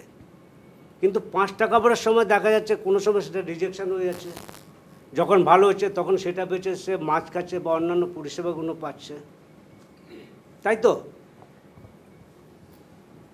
কিন্তু আজকে ধরুন, আজকে আমাদের যে নেক্সট যে জেনারেশন, মানে আমাদের যে তাঁতের সঙ্গে যুক্ত, আমাদের ছেলেপুলেরা আমাদেরকে দেখছে, কিন্তু আমাদের উপরে এরা ভরসা করতে পারছে না, এটা নির্ভর করতে পারছে না। মানে আমি একটা ছোট্ট কথা বলি, মানে এটা আমার কথা বলে, আমরা 8 ভাই বোন। 8 ভাই বোন, তো আমাদের খুব অভাবের সংসার ছিল। তো শীতকালে মা মানে পাটি পেতে দিত, রোদের মধ্যে পেট লাগিয়ে, তো যার যেরকম বই পড়তো, আর একটা করে দুজনকে একসঙ্গে করে চাদর পেঁচিয়ে গিট দিয়ে দিত। তো আমরা পড়তাম আর বাবাকে দেখতাম কাজ করতে। কিন্তু এই যে তাঁতের মধ্যে যে বাবার যে আনন্দটা দেখেছি, সেই আনন্দটা আমরা নিয়েছি। কিন্তু আমাদের ছেলেপুলেরা এই যে আজকে বাইরে যাচ্ছে, বাইরে বলতে কি এই যে আজকে পাহাড়লুমে যাচ্ছে, আজকে অ্যাপিয়ারে যাচ্ছে, কিন্তু এদের তো ভবিষ্যৎ দেয়, এরা সাময়িকের জন্য খুব ভালো থাকবে, কিন্তু ওরা আবার সেই মায়ের কাছেই তাদেরকে ফিরে আসতে হবে। আজকে আমাদের ওয়েস্ট বেঙ্গলে আমরা যদি পশ্চিমবঙ্গকে ফলো করি, যে আজকে আমাদের তাঁত শিল্পটার আমাদের জাত ভাই যারা আছে, আমাদের নেক্সট জেনারেশন কেন আসছে না? আজকে আপনি আমাদের পশ্চিমবঙ্গের বাইরে যান, আজকে অন্ধ্রেতে যান, কাঞ্চিপুরমে যান, বেনারসে যান, তাদের ট্র্যাডিশনাল তারা কীভাবে ধরে রাখছে, তারা লেখাপড়া শিখছে, টেকনোলজি খাটাচ্ছে, তারা দেখুন তাদের বংশগত ধরে রেখেছে। কিন্তু আমাদের ছেলেপুলেরা তো ধরছে না। কেন ধরছে না? কারণ আমরা মার্কেটটা করতে পারছি না। আমাদের মার্কেটে একটা সমস্যা আছে, কিন্তু আমরা যাদের উপরে ভিত্তি করে মার্কেটটাকে তৈরি করছি, কিন্তু সেই ছেলেপুলেরা সামান্য পয়সার লোভে তারা অন্যদিকে চলে যাচ্ছে, কিন্তু আবার তাদেরকেই আসতে হবে। কিন্তু অনেক মূল্যবান সময় নষ্ট করার পরে আজকে আপনি বলুন, আজকে দেখুন ইতিহাস আমাদের ফলো করতেই হয়, কারণ ইতিহাস ফলো না করলে আপনি সেই স্বাধীনতাটা পাবেন না। এই যে কার্টুনে যে বসে আছে, কার্টুনে সামান্য পয়সা রোজগার করে, কিন্তু তার ভিতরে কত আনন্দ থাকলে তবে সেই সুতোটা আসতে পারে। যেমন কার্টুনে নিজের আনন্দে গান করছে যে চরকা আমার নাতিপুতি, চরকা আমার সাবে, চরকার দৌলতে বাঁধা আছে দুয়ারে হাতি। এটা কিন্তু খুব দুঃখের সহিত আনন্দের গান করছে। কি ব্রিটিশ আমাদের উইবারদের উপরে একসময় এত টর্চার করেছে যে আমাদের নিজেদের আঙুল নিজেদের কেটে দিতে হয়েছে। আজকে কার্টুনে কি বলছে যে ব্রিটিশ আমার দরজার মধ্যে একটা সিপাহি 24 ঘন্টা রেখে দিয়েছে পাহারাদার, আমি সুতো কাটছি কিনা। এই যে জিনিসগুলো, এই যে টর্চারগুলো করছে। তারপরে দেখুন দেশ স্বাধীন হলো, সোসাইটি তৈরি হলো, সোসাইটিকেও পাওয়ার দিল আমাদেরকে পরিষেবা দেওয়ার জন্য, কিন্তু কিছু লোক সুবিধা নিল, উইবারই থেকে গেল। তারপরে কী হলো, সোসাইটি আজকে খুব একটা মানে ওটাকে কী বলে, দুর্বলের মধ্যে আছে নাকি। তারপরে কী হলো, গোষ্ঠী তৈরি হলো, গোষ্ঠীকে সুযোগ সুবিধা দিল, গোষ্ঠীর ডেভেলপটা কী করলো। তখন আমি বলেছিলাম স্যারকে যে স্যার এবার ইন্ডিভিজুয়াল আমাদেরকে একটু আপনারা সাপোর্ট দিন, দেখি আমরা কিছু করতে পারি কিনা। কারণ আমরা আমাদের যে নেক্সট যে জেনারেশান, এদের উপরে যে আমরা ভরসা করেছিলাম যে মার্কেটটা তৈরি করবে, আমাদের এই জিনিসটাকে হাইলাইট করবে, কিন্তু দেখলাম বিপরীত হয়ে গেছে। হাইলাইট তো দূরের কথা, একটা বিপরীত হয়ে গেছে। তখন আমরা কি করলাম, স্যারকে বললাম যে আমাদের একটা ট্রেনিংয়ের ব্যবস্থা করে দিন, দেখি আমরা অন্য জায়গায় অন্য তাতে নিয়ে কাজ করতে পারি কিনা। তখন আমরা কি করলাম, আমার বাড়ি থেকে 8 কিলোমিটার দূরে গ্রামের চাষি মহলে আমি ওইখানে একটা ট্রেনিং সেন্টার করলাম। তো আমি দেখছি আমাদের যে জেনারেশন, আমাদের হয়তো আমার ছেলেকে বলছে যে বাপ এটা এইভাবে করলে হবে, বলছে আমার ব্লাডে তো ওটা রয়েছে। হয়তো একটা কাজের কথা বললাম, বলছে ওটা আমার, এই যে অহংকারটা, এই অহংকারটাই হচ্ছে আমাদের তাঁত শিল্পের একমাত্র মানে ধ্বংসের মুখ। আমি কি করলাম, আমি একটু বাইরে গিয়ে চাষি মহলে গেলাম, কারণ আজকে আমাদের চাষের যা পরিস্থিতি দেখুন, চাষে কাজ নেই, একদিন কাজ হবে তো 3 দিন কাজ হবে না, সব মেশিনও হচ্ছে। তো আমি কি করলাম যে আমাদের এই মানে এই জাত ভাইয়ের থেকে আমি একটু আলাদা জাতের মধ্যে যাই। আমি সেখান থেকে দেখুন আদিবাসীদের নিলাম, সেখানকার স্থানীয় লোকজন নিলাম, তাদেরকে কাজ শেখালাম। এই জন্য অবশ্য আমাকে পয়সা ব্যয় করতে হয়েছে। আমাকে ডব্লিউসি থেকে সাপোর্ট দিয়েছে, ধরুন 300 টাকা করে পার ডে দিত যারা স্টাইপেন্ড, যারা শিখতে আসতো। তার সঙ্গে আমিও কিছু দিয়েছি, যে কারণ ওদেরকে প্রথমে আমাদের 30টা মেম্বার দিয়েছিল, দিয়ে আমি স্যারকে বলেছিলাম যে 30টা না, আমি 20টাকে শেখাবো। যদি 20টা শিখে সাকসেসফুল হই তবে আমি আবার দ্বিতীয় চান্স নেব। তা আমি 20টাকে মেয়ে যখন নিলাম, আমার 45 বছরের অভিজ্ঞতায় আমি 45 দিনে তাদেরকে শেখাতে পেরেছি। কেন শেখাতে পেরেছি, ওরা কিন্তু খুব মন দিয়ে শুনেছে যে আমি কি বলতে চাই। দেখুন জামদানি, এটা কিন্তু আমার কথা বলছি, কিন্তু জামদানি মনের ভাবটাকে প্রকাশ করাটা হচ্ছে জামদানি। জামদানি অন্য কিছু না। জামদানি নিয়ে অনেকে বলে ফ্লাওয়ার, অনেকে বলে জামবাটি, এগুলো কিছু না। মনের ভাবটাকে প্রকাশ করাটা হচ্ছে জামদানি। ওই মেয়েদেরকে আমি ওইভাবে শিখিয়েছি যে তোমরা মনের গল্পটাকে এটাকে তৈরি করো। আমরা একসময় দেখি যে বাপ ঠাকুরদাকে কাজ করতে, তারা কত রকমের গান করেছে, কত রকমের, যেমন কণিকা একটা ছবি পাঠিয়েছে ডিজাইনের সঙ্গে গান, তখন একটা মানুষের মনে সুখ ছিল। এখন কি সুখ আছে? কোনো উইবারের মনে সুখ নেই। সুখ নেই বলতে কি, আমরা যাদের উপরে ভরসা করে সুখটা চেয়েছিলাম, কিন্তু তারাই এখন অন্যদিকে চলে গেছে। জ্যোতিষবাবুর কথায় বুঝতেই পারছেন যে আগামী প্রজন্মকে শেখানোর জন্য যে আমাদের যে প্রয়াস, যে প্রচেষ্টা, আগামী প্রজন্ম না শিখলে এই তাঁত শিল্পকে বাঁচিয়ে রাখা অসম্ভব। আমাদের কাছে সময় সীমিত বলে আমরা অল্প অল্প করেই শুনে নেব সকলের থেকে। উনি আছেন বলেই আজকে আমরা এই জায়গাতে এই আয়োজন করতে পেরেছি। আমাদের যে আজকে এই যে আলোচনা সভায় ওনাদের কথা, আপনাদের কথা অবশ্যই বলা দরকার। অবশ্যই। এরা হচ্ছে আমাদের আগামী দিনের উজ্জ্বল ভবিষ্যৎ। অবশ্যই। এনাদের পথ অনুসরণ করে আমরা আগামী দিনের তাঁত শিল্পটাকে আরও আশা করি বিশ্ব দরবারে নিয়ে যেতে পারবো। মানে এনাদের গল্প বললে শেষ হবে না। অবশ্যই। এবং কিন্তু আমরা নিতে জানি না। আজকে এই যে আমাদের ডব্লিউসি বা এই যে অমৃতা দি, এই যে শিল্পপ্রেমীরা আছে, যার জন্য আজকে শিল্প বা আগামী ভবিষ্যৎ খুবই ভালোর দিকে যাবে। এনারা যাক, এই আশায় মাথায় রেখেই এবং আমাদের সবাই মানে উনি তো আমাদের পিতার মতো, উইভার্স সার্ভিসে যারা থাকে তারা আমাদের পিতার মতো, এবং সকল তাঁতি এবং তাঁতের সঙ্গে জড়িত সম্প্রদায়েরা তার সন্তান। তো কখনো কি পিতা তার সন্তানদের থেকে মুখ ফিরিয়ে থাকতে পারে? তারা তো নিরলস পরিশ্রম করে যাবেই, কিন্তু তার সঙ্গে সঙ্গে সাধারণ মানুষ আমাদেরকে অনেক বেশি সচেতন হতে হবে, তাই না বলুন স্যার? কারণ ক্রেতা তো তারাই, তাদেরকে যদি কিনতে হয় বুঝতে হবে, জানতে হবে, এবং তারা যদি কেনে তবেই এই সকল তাঁতিদের, এই সকল মানুষজনদের, তাদের পরিবারদের, তাদের পিছনে কাজ করা এত সকল মানুষদের ঘর সংসার পেট চলবে এবং বাংলার বয়নশিল্প দেশ বিদেশে ছড়িয়ে পড়বে। আমাদের সঙ্গে পরবর্তী একজন আছেন, উনি গামছা বোনেন।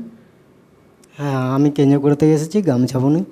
তো পাওয়ারলুম আর হেডলুম, মানুষ জানে যে কোনটা হেডলুম কোনটা পাওয়ারলুম, তা সত্ত্বেও এই জিনিসগুলো যে কিনছে, একটা ট্যাগ আছে, হেডলুমের একটা ট্যাগ আছে, সেটা দেখবেন একটা মহিলা তাঁত বুনছে, ছবি দেওয়ার আছে, কিন্তু মহাজনরা 2 নম্বরই করছে আমাদের এখানে। তারা ট্যাগটা ছিঁড়ে ফেলে আমাদের হেডলুমের দামে বিকে দিচ্ছে, তাতে আমাদের কিছু ক্ষতি হচ্ছে।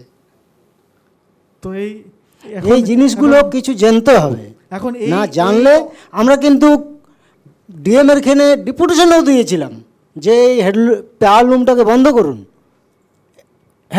হেডলুম পাওয়ারলুম বন্ধ, যারা কিনছে পাওয়ারলুমে, তুমি একদিনে কটা গামছা বুনতে পারো? আমি 3টা বুনতে পারবো। পাওয়ারলুমে একদিনে প্রায় কটা গামছা হতে পারে? অনেক, 30, 35, 40। আমার মামার ছেলে একটা কাজ করে তো পাওয়ারলুমে 100 পিস। তো সেই পার্থক্যে গেলে হবে না, যারা কিনছে তাদেরকে বুঝে, কিন্তু জেনে শুনেই কিনছে, তাদেরকে বুঝে কিনতে হবে, যে অনেকে না জেনেও কিনছে। হ্যাঁ, অনেক যারা জানে না তারা জানে না, কিন্তু যারা জানে না সেই মানুষগুলোকে তো টানতে হবে। হ্যাঁ, অবশ্যই অবশ্যই। হ্যাঁ, এবং পাওয়ারলুমের সঙ্গে টেক্কা দেওয়া বা পাওয়ারলুম হ্যান্ডলুমকে আমরা, তুমি পাওয়ারলুম আমি হ্যান্ডলুম, তোমার সঙ্গে সারা জীবন ঝগড়া করব, তাহলে কি সমস্যার সমাধান হবে? না। মানুষজন যখন পাওয়ারলুম পড়ছে, বছরে 10টা পাওয়ারলুম পড়লে যদি 5টা হ্যান্ডলুম পড়ে, তাহলে তো দুজনেই সহাবস্থান করে থাকতে পারে না? বলছে পারবে না। আচ্ছা, সেটা যদি আপনি একটু বলেন কেন? পাওয়ারলুম প্রোডাকশান যেগুলো হয় সেগুলো যদি পাওয়ারলুম বলে বিক্রি হয় তাহলে থাকবে। বেশ, এই জায়গাতেই আমি বলছি যে এখানেও স্যার বললেন যে এখানে হ্যান্ডলুমকে কদর দেবে না।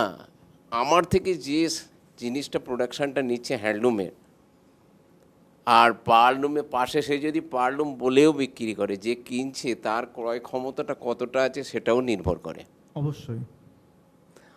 সে দিনে দিনে তার রোজগার হয়তো 300 টাকা, সংসারের খরচা বাদ দিয়ে তার একটা লুঙ্গি দরকার। সে যখন কিনতে হলে একটা পাওয়ারলুমের লুঙ্গি 150 টাকা আর একটা হ্যান্ডলুমের তৈরি লুঙ্গি 250 টাকা, সে তখন 150 টাকাটাই কিনবে, কারণ তার ক্রয় ক্ষমতা নেই।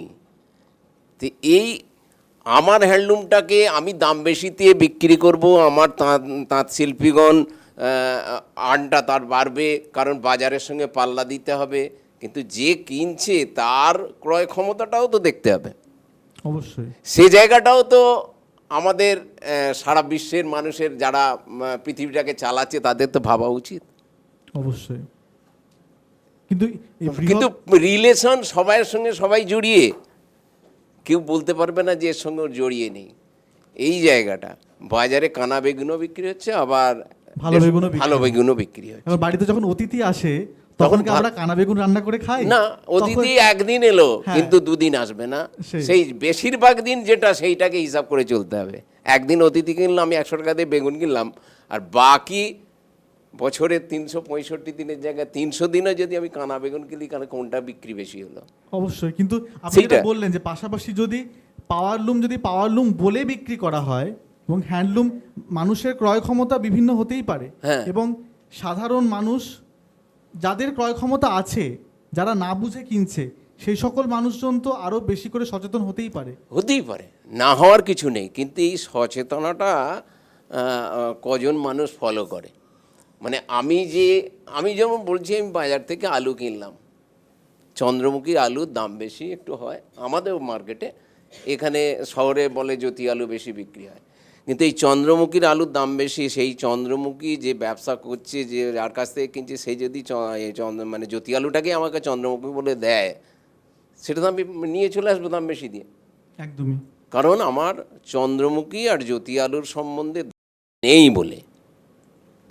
এই ধারণাগুলো তো মানুষের কাছ থেকে শিখে যে অর্জন করবে, সেইগুলো লোক তো কম। আমি তো অনলাইনে অর্ডার দিয়ে দিচ্ছি, সে প্যাকেট ভরে আমার বাড়িতে দিয়ে চলে গেল। তো সেই জায়গা থেকেই প্রচেষ্টা সেইভাবেই তো চলে যাচ্ছে। কিন্তু এই যে সচেতনতা, এই যে আজকে যে অনুষ্ঠানটা হচ্ছে, এর মাধ্যম দিয়ে যদি দুজনও এই ব্যাপারটাকে ফলো আপ করে, তাহলে সেটাও লাভ। কিন্তু অ্যাওয়ারনেস এইসব মানুষ প্রত্যেকটা মানুষের হতে গেলে আমার মনে পাঠ্যপুস্তকের মতো এইসব বিষয়গুলো রাখা উচিত। একদমই, যেটা বললেন উনি, যে বয়ন শিল্পটাও একটা শিল্প। ছোটোবেলায় সবাইকে আমরা একটা পেন্সিল দিয়ে বলি তুমি কটা ছবি আঁকো, সেখানে যদি আমরা পাঠ্যপুস্তকের কোনো এক জায়গাতে বয়ন শিল্প এবং তার ন্যূনতম যে জ্ঞানটুকু, সেটুকু যদি আমরা তুলে ধরতে পারি, তাহলে অবশ্যই কিছু উন্নত হতে পারে। ধন্যবাদ অনেক আপনাকে। আচ্ছা, আমাদের মধ্যে অনেকেই চলে যাচ্ছেন, উনি তো অনেক ওনার মূল্যবান সময় বাঁচিয়ে আমাদের সাথে এসেছেন এবং ওনার সেখানে আমরা প্রশ্নটা তো পরে নেব শেষের দিকে। না ঠিক আছে। নমস্কার, আমি প্রশ্নটা করতে চাই, তার কারণ বিশাল একটু আগেই একটা কথা বললো যে উইভার সার্ভিস সেন্টার হচ্ছে তাঁতিদের পিতা, তো সেজন্য আমার সমস্ত প্রশ্নগুলো আপনার কাছে, এই পিতার কাছেই করতে চাইছি। জ্যোতিষদা একটু আগে বললেন যে আপনাদের সহযোগিতায় উনি মানে উইভার্সদের শেখানোর জন্য অন্যখানে গিয়ে 20 জনের, খুব অল্প সংখ্যক, ভালোভাবে যাতে তাঁতি শিখতে পারেন সেরকম একটা ট্রেনিং প্রোগ্রামের ব্যবস্থা করেছিলেন। তাহলে সেই ক্ষেত্রে আমার প্রশ্ন হচ্ছে যে ওনাদের যেটা ক্ষোভ আমার শুনে মনে হলো, তো সেই ক্ষেত্রে প্রথম প্রশ্নটা আসছে যে উইভিংয়ের সঙ্গে যুক্ত যে বাকি সানা তৈরি বলুন, মানে সুতো তৈরি বলুন, সুতো কাটা বলুন, চরকায় হোক, থাইস্পান হোক, বা অন্যান্য যা যা পরিষেবা আছে, সেগুলোর জন্য কি আপনারা কিছু ট্রেনিংয়ের ব্যবস্থা করছেন বা ভেবেছেন? সেটা হলো প্রথম প্রশ্ন। দ্বিতীয় প্রশ্ন হচ্ছে, আমাদের দেশে, আমি 3টে প্রশ্ন করতে চাই। দ্বিতীয় প্রশ্ন হচ্ছে যে আমাদের দেশে বাংলাদেশে তো আমরা ভাবি যে আমাদের পপুলেশনটা আমাদের কাছে একটা খুব একটা বড় সমস্যা, কিন্তু এই উইকনেসটাকে কি আমরা স্ট্রেংথে নিয়ে যেতে পারি না?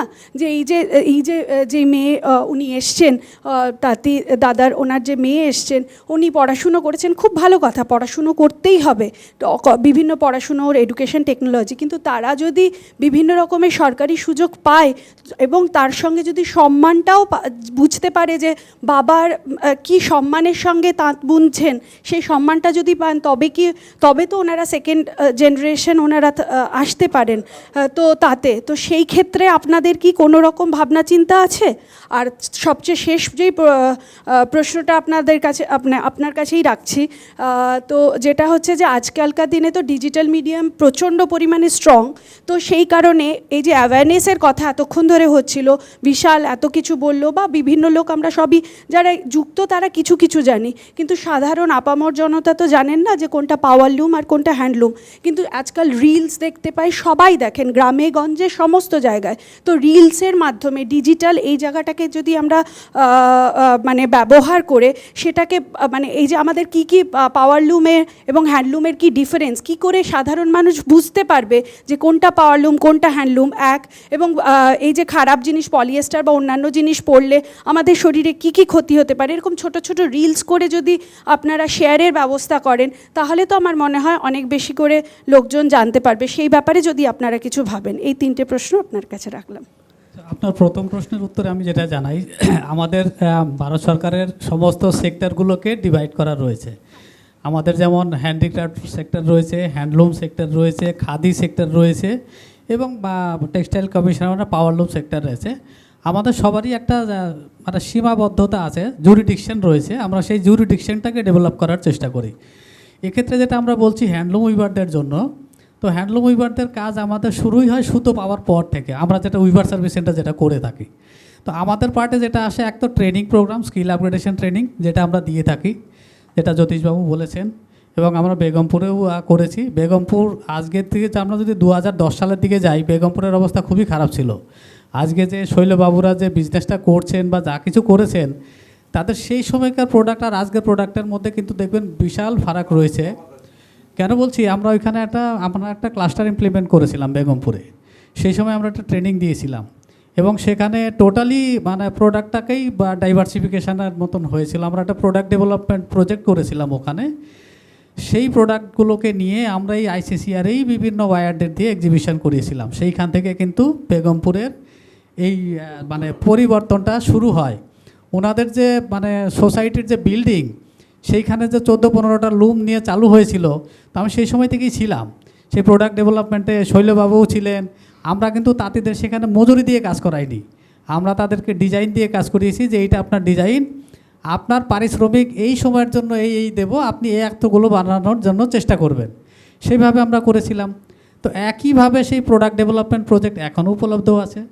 যদি কোনো সোসাইটি মনে করে যে আমাদের কিছু প্রোডাক্ট ডেভেলপমেন্টের প্রয়োজন আছে, তাহলে ভারত সরকার কিন্তু সেখানে 5 লক্ষ টাকার একটা প্রোডাক্ট ডেভেলপমেন্টের জন্য অ্যাপ্লাই করতে পারেন, হ্যাঁ অনুদান করতে পারেন, সেখানে আপনি ডিজাইনার এনগেজ করে করতে পারেন। একটাই বিষয়, 5 লক্ষ টাকা আমিও খরচ করলাম বেগমপুরে, আপনিও খরচ করলেন আরেক জায়গায়। সেই প্রোডাক্ট ডেভেলপমেন্ট কিন্তু অনেক সোসাইটি করেছিল, তারা কিন্তু নেই, কেননা সেই সদিচ্ছাটা হয়তো তাদের মধ্যে ছিল না। আপনি টাকাটা নিলেন, কাজটা করলেন না, হয়তো বিল ভাউচার দিলেন, তাহলে কিন্তু আপনি রেজাল্টটা পাবেন না। এই একটা প্রথম কথা।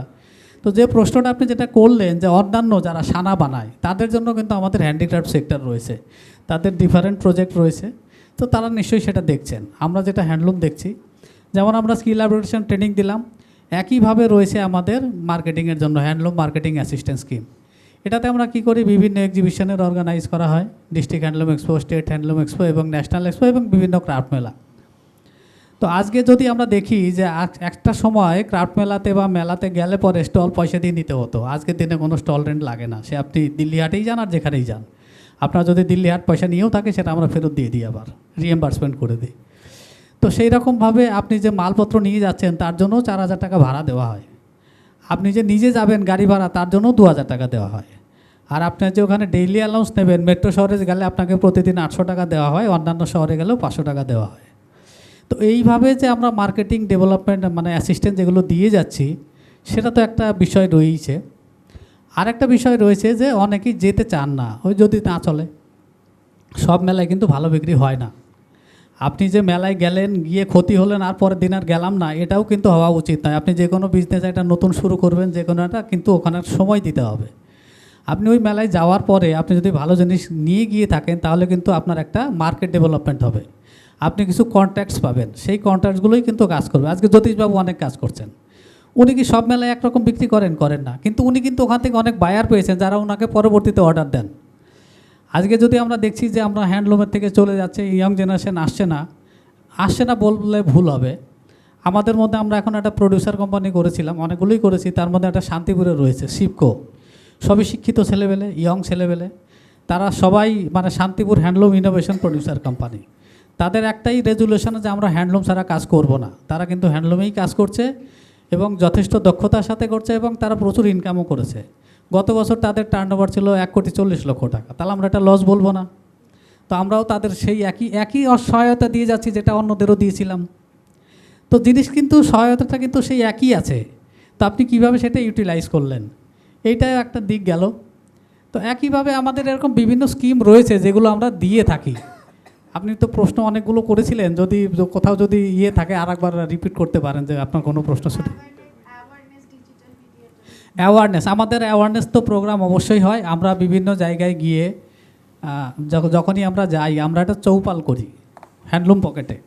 তো সেইখানে গিয়ে আমরা কিন্তু এই একই কথাই, আজকে যেমন এটা আমরা এটাকে চৌপালই বলবো, যেটা আমরা উইভার ডাইলেক্ট বলেছেন, এটা একটা চৌপাল। আমরা এটা কিন্তু উইভার পকেটে গিয়ে করে থাকি, প্রতি মাসেই 4-5টা করে করি, বিভিন্ন জায়গায় গিয়ে করি। এটা কিন্তু অনবরত চলছে, এটা তো আমাদের চলছেই, এটা আমাদের অনগোয়িং। এটাও যেমন একটা চৌপাল। আমি আপনাদেরকে স্কিমগুলো বললাম, সেখানে যেখানেই যাই এই কথাগুলোই বলি। আচ্ছা, একইভাবে যেমন সোশ্যাল মিডিয়ার কথা যেটা বললেন, সোশ্যাল মিডিয়া তো আছেই, আমরা তো করছি, হয়তো ওই লেভেলে হচ্ছে না, উইভাররা হয়তো ওই লেভেলে দেখছে না, কিন্তু উইভারও যদি মানে সোশ্যাল মিডিয়াতে যায়, আমরা অনেকেই জানি যে হোয়াটসঅ্যাপে শাড়ি বিক্রি করছেন হ্যান্ডলুম উইভাররা, করছেন, কিন্তু ফেসবুকে বিক্রি করছেন, এটা তো সোশ্যাল মিডিয়াই, তো এটা তো হচ্ছে। একইভাবে আমাদেরও টুইটারের মাধ্যমে, বিভিন্ন মাধ্যমে আমরাও করছি, হয়তো ওটা রিস্ক কম আছে এখন, পরবর্তীতে নিশ্চয়ই হবে। তো এইভাবেই আমরা এগোচ্ছি। তো যাই হোক, আমি যদি আমার একটা ছোট প্রশ্ন ছিল,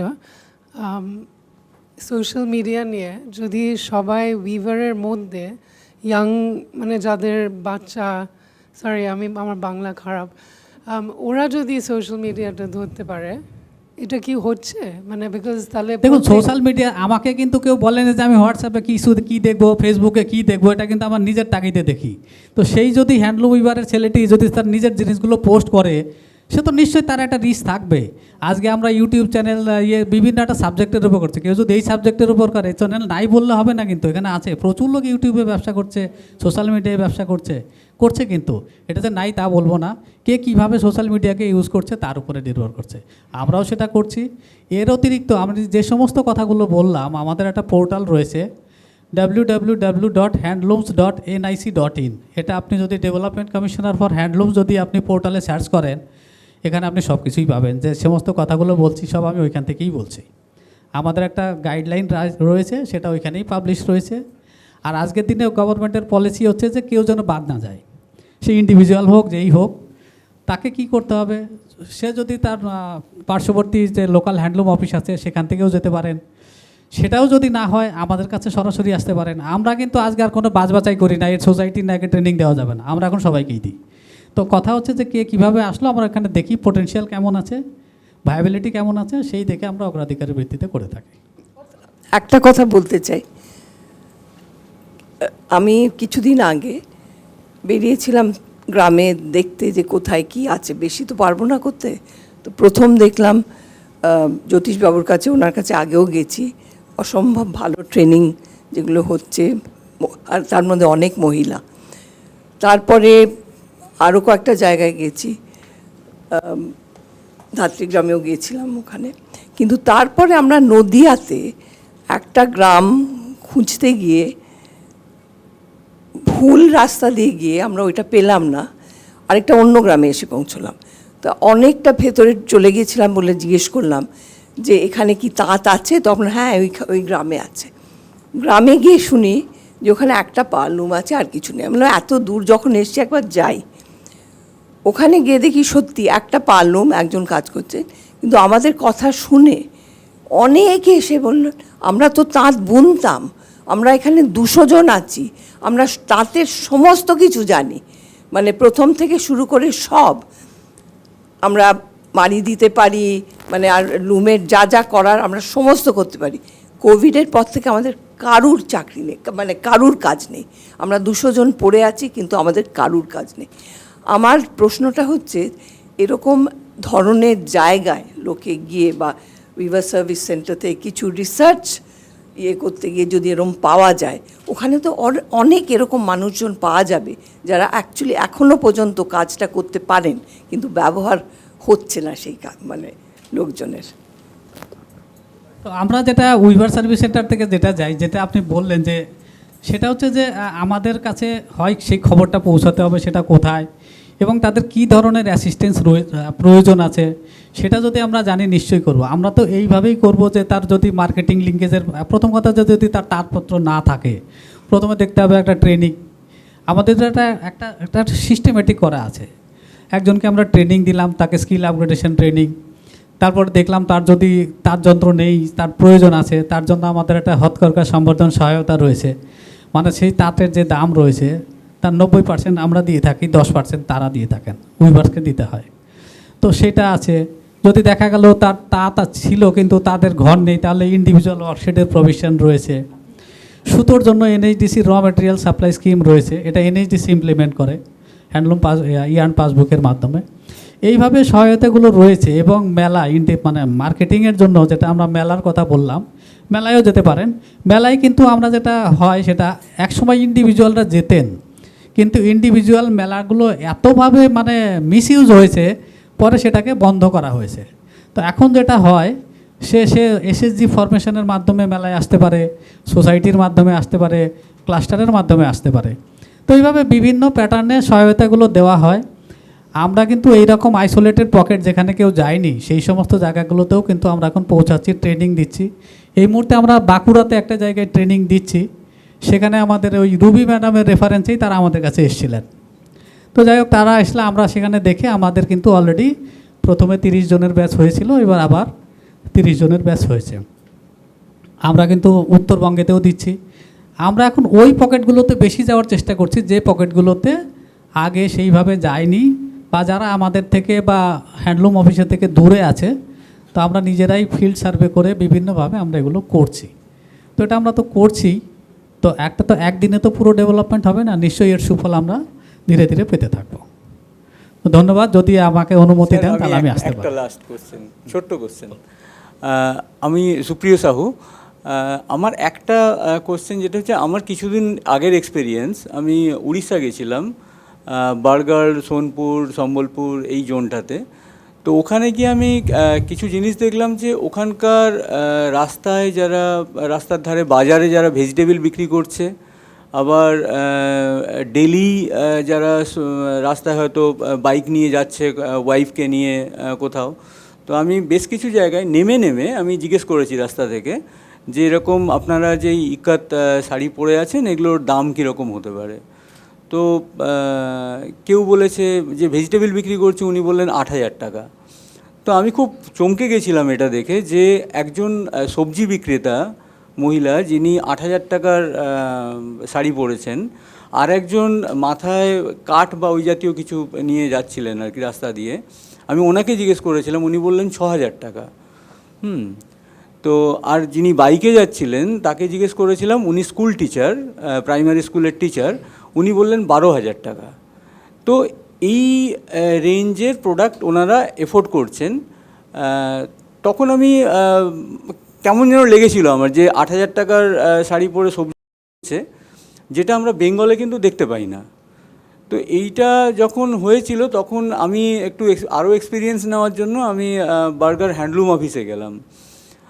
আমার বন্ধু অর্ণব চৌধুরী, তো অর্ণবের সঙ্গে কথা বললাম যে হ্যান্ডলুম অফিস কোথায় আছে। তো হ্যান্ডলুম অফিসে গেলাম, তো ওখানে কিছু জিজ্ঞেস করলাম যে কেন এটা হয়। তখন উনি আমাকে বললেন যে এখানকার রিচুয়াল এটা, যে ওখানে যে কোনো বিয়েবাড়ি যে কোনো ভালো প্রোগ্রাম, অন্নপ্রাশন বা এই জাতীয় প্রোগ্রামগুলোতে যে গিফটিংটা হয় সেটা ইকাতের মধ্যেই হয়। ওখানকার হয়তো ছেলেদেরকে দেওয়া হচ্ছে ইকাতের জামার কাপড়, মেয়েদেরকে শাড়ি, হ্যাঁ, এই ধরনের জিনিস। এবং আমি দুটো অফিসে গেলাম, গভর্নমেন্ট অফিস, যে অফিসগুলোতে ডেলি ওয়্যার হিসেবে ছেলেরা ইকাতের জামা পরে আছে, আর টেবিল ক্লথ ইকাত, জানলার পর্দাগুলো ইকাত। তো আমার খুব মজাদার লেগেছিল ব্যাপারটা। তো ওখানকার যে কালচারটা দেখলাম আমি, যে সবার মধ্যে এরকম একটা ইক্কাত, এবং সবথেকে লাস্টে যেটা বুঝলাম যে ওখানকার যে ইক্কাত পরে ওরা খুব প্রাউড ফিল করে নিজেদেরকে। এই জিনিসটা আমার খুব মজার লেগেছিল, যে ওরা ওখানকার ইক্কাত পরতে প্রাউড ফিল করে, যেখানে আমাদের এখানে ধনেখালি, বেগমপুর, শান্তিপুর এত পুরনো একটা ইতিহাস। হ্যাঁ, এটা আমরা কি কোনোভাবে করতে পারি, মানে থ্রু গভর্নমেন্ট, মানে এটাকে যদি কোনোভাবে ইমপ্লিমেন্ট করা যায়, যে আমরা অ্যাটলিস্ট সপ্তাহে 2 দিন, বেশি না, সপ্তাহে 2 দিন যদি আমরা কিছু না কিছু হ্যান্ডলুম, হ্যাঁ, ছেলেরা এবং মেয়েরা এটা যদি আমরা পড়তে পারি, তাহলে কি হবে যে এইটা যদি 2 দিন পরে দিয়ে আমরা যদি স্টার্ট করি, মানে এখানে যেমন আমরা যেমন এখানে থিমটা গামছা রেখেছিলাম এই কারণেই যে আমরা গামছাও পর্যন্ত কিন্তু এফোর্ড করতে পারি না, কিন্তু এফোর্ড করতে পারি আরামসে। মানে আমরা যেটা শৈলদা বলেছিলেন একটু আগে, যে আমরা হয়তো ক্ষমতায় কুলোয় না মানে অনেকের, কিন্তু এরকম অনেক লোক আছে যে একটা 100 টাকার গামছা কিন্তু, হ্যান্ডলুম গামছা কিন্তু এফোর্ড করতে পারে, অনেকে জেনেও কিন্তু এফোর্ড করতে পারে না, এটাও আছে। তো এই জিনিসটা যদি, মানে আপনি যেহেতু মানে ইন্ডিয়া গভর্নমেন্টের প্রতিনিধি হিসেবে, যার জন্য আমি বলছি যদি এটা নিয়ে কোনোভাবে একটা কিছু করা যায় আর কি। দেখুন, আপনি যে প্রশ্নটা বললেন, প্রথমেই বলি যে এই যে সপ্তাহে 1 দিন বা 2 দিন হ্যান্ডলুম ব্যবহার করা যায় কি না, এটা দেখুন, এটা তো একটা সচেতনতার বিষয়ই। তো ইনফ্যাক্ট আমাদেরই ডিপার্টমেন্টের মিনিস্ট্রি অফ টেক্সটাইলেরই 7 তারিখেরই অর্ডার ছিল যে আমরা যেন সপ্তাহে কমসে কম 1 দিন, প্রেফারেবলি শুক্রবার, যেন আমরা হ্যান্ডলুম ড্রেস সমস্ত সরকারি আধিকারিক যারা আমরা ডিসি হ্যান্ডলুমের বা মিনিস্ট্রি অফ টেক্সটাইলের রয়েছে ব্যবহার করি। এই অর্ডার অলরেডি ফ্রম 7 আগস্ট এসে গেছে, এবং আমরা আজকে হ্যান্ডলুম পরেই এসেছি, এবং আমি চেষ্টা করি আমি বেশিরভাগ সময় হ্যান্ডলুমই ব্যবহার করার জন্য। তো যাই হোক, এটা একটা দিক রইল। আর আপনি যেটা বললেন ওড়িশার কথা বা আমি খুব অল্প দিন আগেই আমি ত্রিপুরা থেকে এলাম, আমি দীর্ঘ 3.5 বছর ওখানে ছিলাম। ত্রিপুরাতে 19টা ট্রাইবস আছে, ওদের নিজস্ব বৈশিষ্ট্য আছে, নিজস্ব প্রোডাক্ট আছে, নিজস্ব ডিজাইন মোটিভ এবং নিজস্ব কালার স্কিম। এরা অন্যেরটা ব্যবহার করে না, ওরা এক ট্রাইব অন্যেরটা ব্যবহার করে না, তাহলেই ওরা মানে ওরা ড্রেস দেখেই বুঝে যাবে এরা কোন কমিউনিটিতে বিলং করে। তো আপনি নিশ্চয়ই উড়িষ্যাতেও সেই রকমই কিছু দেখেছেন যে ওরা নিজেদেরটাই নিজেরা ব্যবহার করে। তো আমাদের ত্রিপুরাতেও চাকমারা একটা ব্যবহার করবে, হালামরা একটা ব্যবহার করবে, নোয়াটিয়া একটা ব্যবহার করবে, এই রকম। তো এটা আমাদের বাংলার মধ্যেও হওয়া উচিত।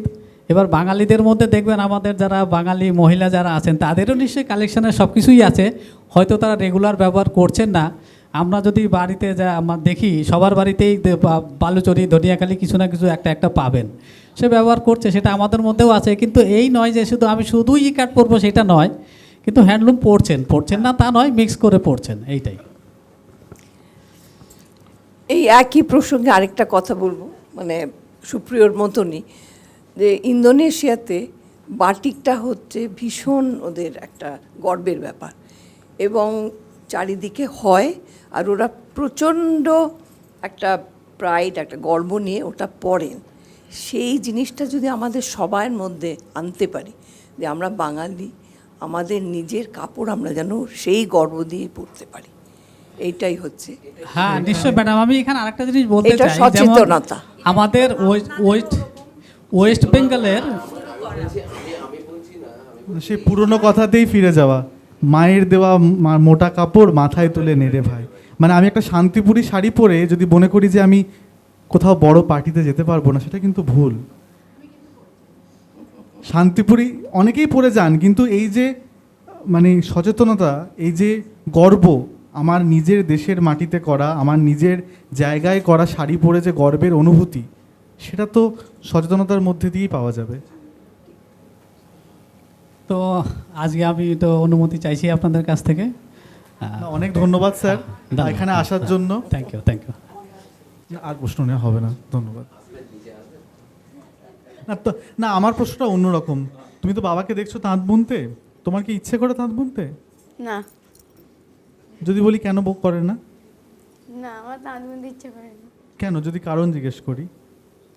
কারণ ওরা মানে আমি সেই ছোট থেকে দেখছি, মানে বাবি তো অনেক মানে ছোট থেকেই সেই তাঁত মানে মাই কয়েকদিন হলো করছে। এবার অনেক মানে তাঁত বোনাতে প্রচুর খাটুনি, যেটা এখনকার ছেলেমেয়েরা আর পারবে না। আচ্ছা, হ্যাঁ, করবে না, পারবে না, করবে না। তো খাটুনির ভয়ে করবে না, কিন্তু আজকে যদি তুমি ধরো একটা তাঁতের শাড়ি বুনে তোমাকে যদি সেটা যদি তোমাকে অনেক মানুষের মধ্যে পরিচিতি এনে দেয়, তাহলে কি তোমার ইচ্ছে করবে যে একটু বুনে দেখি? ইচ্ছা করবে, কিন্তু সংসার চালানোর ক্ষেত্রে যখন সেই টাকাটা আসবে না, তখন আর তার ইচ্ছা করবে না। সে পড়াশোনা শিখে কি করবে? সে চাকরি করবে। সে তাঁত বোনার পেছনে কেন যাবে? চাকরি করে যে তুমি যে অর্জন করছো তার থেকে যদি তাঁত বুনে, আমরা ভবিষ্যতের একটা ভাবছি সম্ভাবনা, কারণ আমরা তো উনি যেটা বললেন যে দুজন মানুষও যদি আমরা অ্যাওয়ার্ড করতে পারি, একজন থেকে যদি দুজনে ছড়ায়, দুজন থেকে চারজনে ছড়াবে, চারজন থেকে আটজনে ছড়াবে। এই ছোট্ট ছোট্ট প্রয়াসগুলোকে এগিয়ে আনার জন্যই তো আজকের এই আলোচনা। আজকের এই আলোচনা কিন্তু হ্যান্ডলুম, পাওয়ারলুম, কম্পারিজন, তুমি ভালো আমি ভালো, তুমি কাজ করেছো আমি কাজ করেছি, এই জন্য নয়। আজকের আমাদের সামগ্রিক প্রয়াস, সবাইকার ধারণা এক জায়গাতেই, তাঁতিরা যাতে রুজি রুটি ভালো করে পায় এবং মানুষজনের মধ্যে যাতে যদি আজকে যদি 10 জনও শোনে, তারা যদি সেই অনুভূতি উপলব্ধি থেকে অনুপ্রাণিত হয়ে আরও 4 জনকে অনুপ্রাণিত করে, তাতে কি আমাদের সকলের ভালো নয়? আপনারা বলুন তো, সেটা কি নয়? আমি আমার নিজের বলছি, আমি নিজে কিন্তু নিজে তাঁতি নই, কিন্তু তাঁত শিল্প নিয়ে কাজ করে আমার এই জগতের অনেক মানুষের সঙ্গে যোগাযোগ হয়েছে।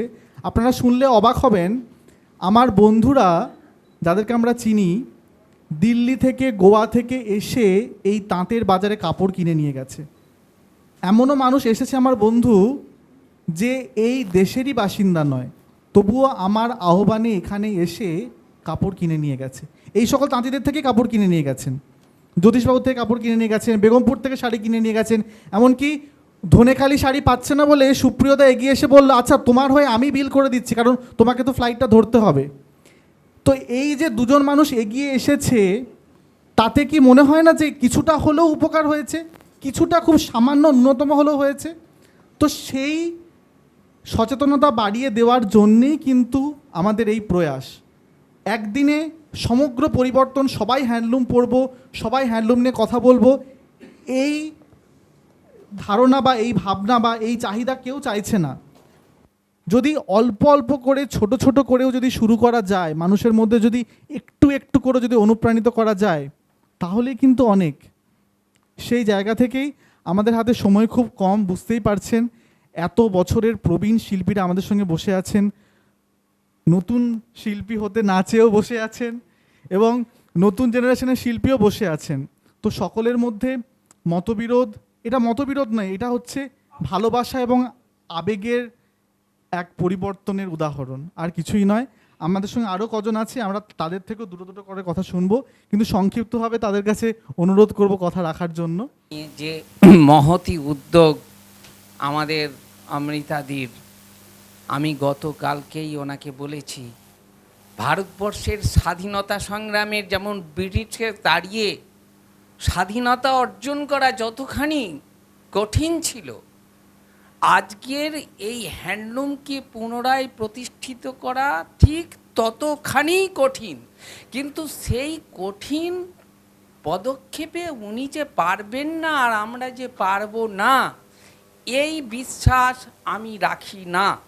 তাহলে 200 বছরের পরাধীন জাতিটা আজ স্বাধীনতা পেত না। এক প্রশ্ন। 2 প্রশ্ন, বেগমপুরের একটা বক্তব্য খুবই মানে সমীচীন, যে তাঁতির আয় না বাড়লে তাঁতি থাকবে না, তাঁতি থাকবে না। ঠিক আছে, ছেড়ে দিন, আমি এটা একদম বাস্তব সত্য। কিন্তু তাঁতির দোষ, তাঁতি তো কয় নিজের আত্মসমালোচনা করলো না এখানে। কেন জানেন? আমি আজকে চলে গেলেন। আমার দুর্ভাগ্য যে আমি আজকে ওনাকে পেয়েছিলাম, লক্ষণ বসাক, উনি আমার পূর্ব পরিচিত। একজন হ্যান্ডলুম অফিসারের কোষে চর খেয়ে আমি আজকে এই জায়গায় এসেছি। সেই হ্যান্ডলুম অফিসার ছিলেন, যদি ধৈর্য ধরে শোনেন আমার জীবনের গল্পটা, তিনি ছিলেন আব্দুল আজিজ মণ্ডল। আমাদের দোষগুলো কোথায় বিয়ে হলো? একটা তাঁতি চায় 100 পিসের শাড়ি একটা ডিজাইন আমি বুনবো 3 মাস ধরে। কেন? পরিবর্তন তো সব জায়গায় হয়েছে। 100 পিস শাড়িকে কি 10টা ডিজাইনে করা যায় না? তাহলে তো তার যে ইয়েটা মানে স্টোরেজটা ভিন্ন ভিন্ন কালার, ভিন্ন ভিন্ন ডিজাইনে ভরে যায়। এক সময় এই রকমই একটা অর্ডার এসেছিল, 58 ইঞ্চি উড়নি বুনতে হবে, কিন্তু 58টা পিসকে 58টা কালার পারে বিভাজন করে। আমাদের বক্তব্য কী ছিল? করে দেব, কিন্তু উপযুক্ত পারিশ্রমিক দিতে হবে। এখানে কিন্তু বেগমপুরের সঙ্গে আমি একমত। আমি 58টা কালার, এখানেই তো হ্যান্ডলুমের ঐতিহ্য। 58টা উড়নির 58টা পার যখন আমার বাবা বুনে নিয়ে গেলেন, আমাদের 8 জেনারেশন ধরে এই কাজ, তখন তাঁতিরা প্রশ্ন করছে, তুমি কি করে করলে? তুমি কি করে করলে না? এই অর্ডারটা যখন সে নিল, তার যাওয়া উচিত ছিল যে 58টা উড়নি ও 58টা কালারে কি করে করলো, তার দেখতে যাওয়া উচিত ছিল। তার মানে আমরা যে কথা বলে থাকি যে ইনোভেটিভ মাইন্ড, সেটা তাঁতিকে এবং যারা ক্রেতা দুজনের তরফ থেকেই এগিয়ে নিয়ে আসতে হবে। এবং আগামী প্রজন্ম ঘরে বসে ভাত কম দিলে হয়তো হবে না, সেখানে সবাইকে একটু একটু করে কন্ট্রিবিউট করতে হবে। সমালোচনা শুধু করলেই হবে না, সাথে সাথে আত্মসমালোচনা করতে হবে। বেগমপুর, আবারও বলছি, এক জায়গায় ঠিক। আমি যেদিন আমার ওই কোষে চটটা খেয়েছিলাম হ্যান্ডলুম অফিসারের, সেদিন ছিল আমার অন্ধ্রপ্রদেশে ক্লাস্টার ভিজিট ভ্রমণ। সেখানে গিয়েছিলাম অন্ধ্রপ্রদেশের চান্দেরি সিল্ক দেখতে। আমাদের কাছে সময় তো খুবই কম, তাই জন্য আমরা আপনার কথা এবং আপনার অনুভূতি বুঝেছি, এবং আপনার কথা, আপনি যে কথা বলতে চাইছেন সেটাও আমরা বুঝেছি, কিন্তু এই আলোচনার কোথাও শেষ নেই, তাই না? তো সেই জায়গা থেকে আমি সকলের কাছে অনুমতি নিয়ে আমি কিছু শেষ 2-4টে কথা বলে আজকে অনুষ্ঠান শেষ করতে চাই। আরও অনেক কিছু বলার ছিল, আবার অন্য দিন অন্য কোনো কোথাও হবে। শেষ বক্তব্যটা রেখে দিই। আচ্ছা, আমি দেখি শেষ বক্তব্য, আমি 5 মিনিটও সময় চাইছি না। আমার শেষ বক্তব্যটা কোথায়? যে স্বাধীনতা যেমন এত কষ্ট করে রক্তক্ষয় করে এসেছিল, তেমনি হ্যান্ডলুম কীরকম বিভিন্ন সময় বিভিন্ন সমস্যার মধ্যে দিয়ে এসেছে। পূর্ববর্তী বক্তা আপনি বলে গেছেন যে আঙুল কেটে দিয়েছিল, তা বৃদ্ধাঙ্গুষ দিয়েছে কেটে ব্রিটিশের তরবারি, তবু তো থামাতে পারেনি বাংলার নরনারী। সূক্ষ্ম শিল্প সত্তা এসে নিজেকে করেছে উদ্ভাসিত, তাই তো বাংলার শিল্প আজ সারা বিশ্বে সমাদৃত। বলুন এই জায়গা। আর তাঁত বহু সমস্যার মধ্যে দিয়ে বিভিন্ন সময় এসেছে, তবু তাঁত আছে, তাঁত ছিল, তাঁত থাকবে চিরদিন চিরকাল। অসংখ্য ধন্যবাদ। আমরা আর শেষ একজনের বক্তব্য শুনে আজকে অনুষ্ঠান শেষ করব। উনিও আমাদের মধ্যে একজন নতুন প্রজন্মের মানুষ, কিন্তু উনি তাঁত বোনেন। উনি তাঁত বুনতে চাইছেন না, আমি চেষ্টা করছি উনি যাতে তাঁত বোনাতে একটু একটু করে আগ্রহী হন, কিন্তু উনি বোনেন। তো ওনার থেকে আমরা 2-4 কথা শুনে নেব। প্রথম উনি যেটা বলছিলেন, আমার বোন হয় সম্পর্কে বলি, যে তাঁতের প্রতি অনীহা প্রথমে যে জেগেছে ওনার, যে কিছু হবে না বলে। সেক্ষেত্রে আমারও প্রথম দিকে এরকমই ধারণা ছিল।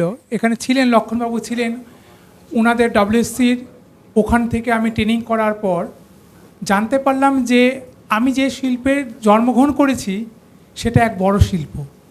যত কিছুই করো তার উপরে শিল্প নেই, যেটা হাতের একজন তার লেখাপড়ার অভিজ্ঞতা না থাকলেও তার ব্রেনের সাহায্যে সে কীভাবে তাকে শিল্প প্রাণবন্ত করে তুলতে পারে, সে শিল্পী সেটা জানে।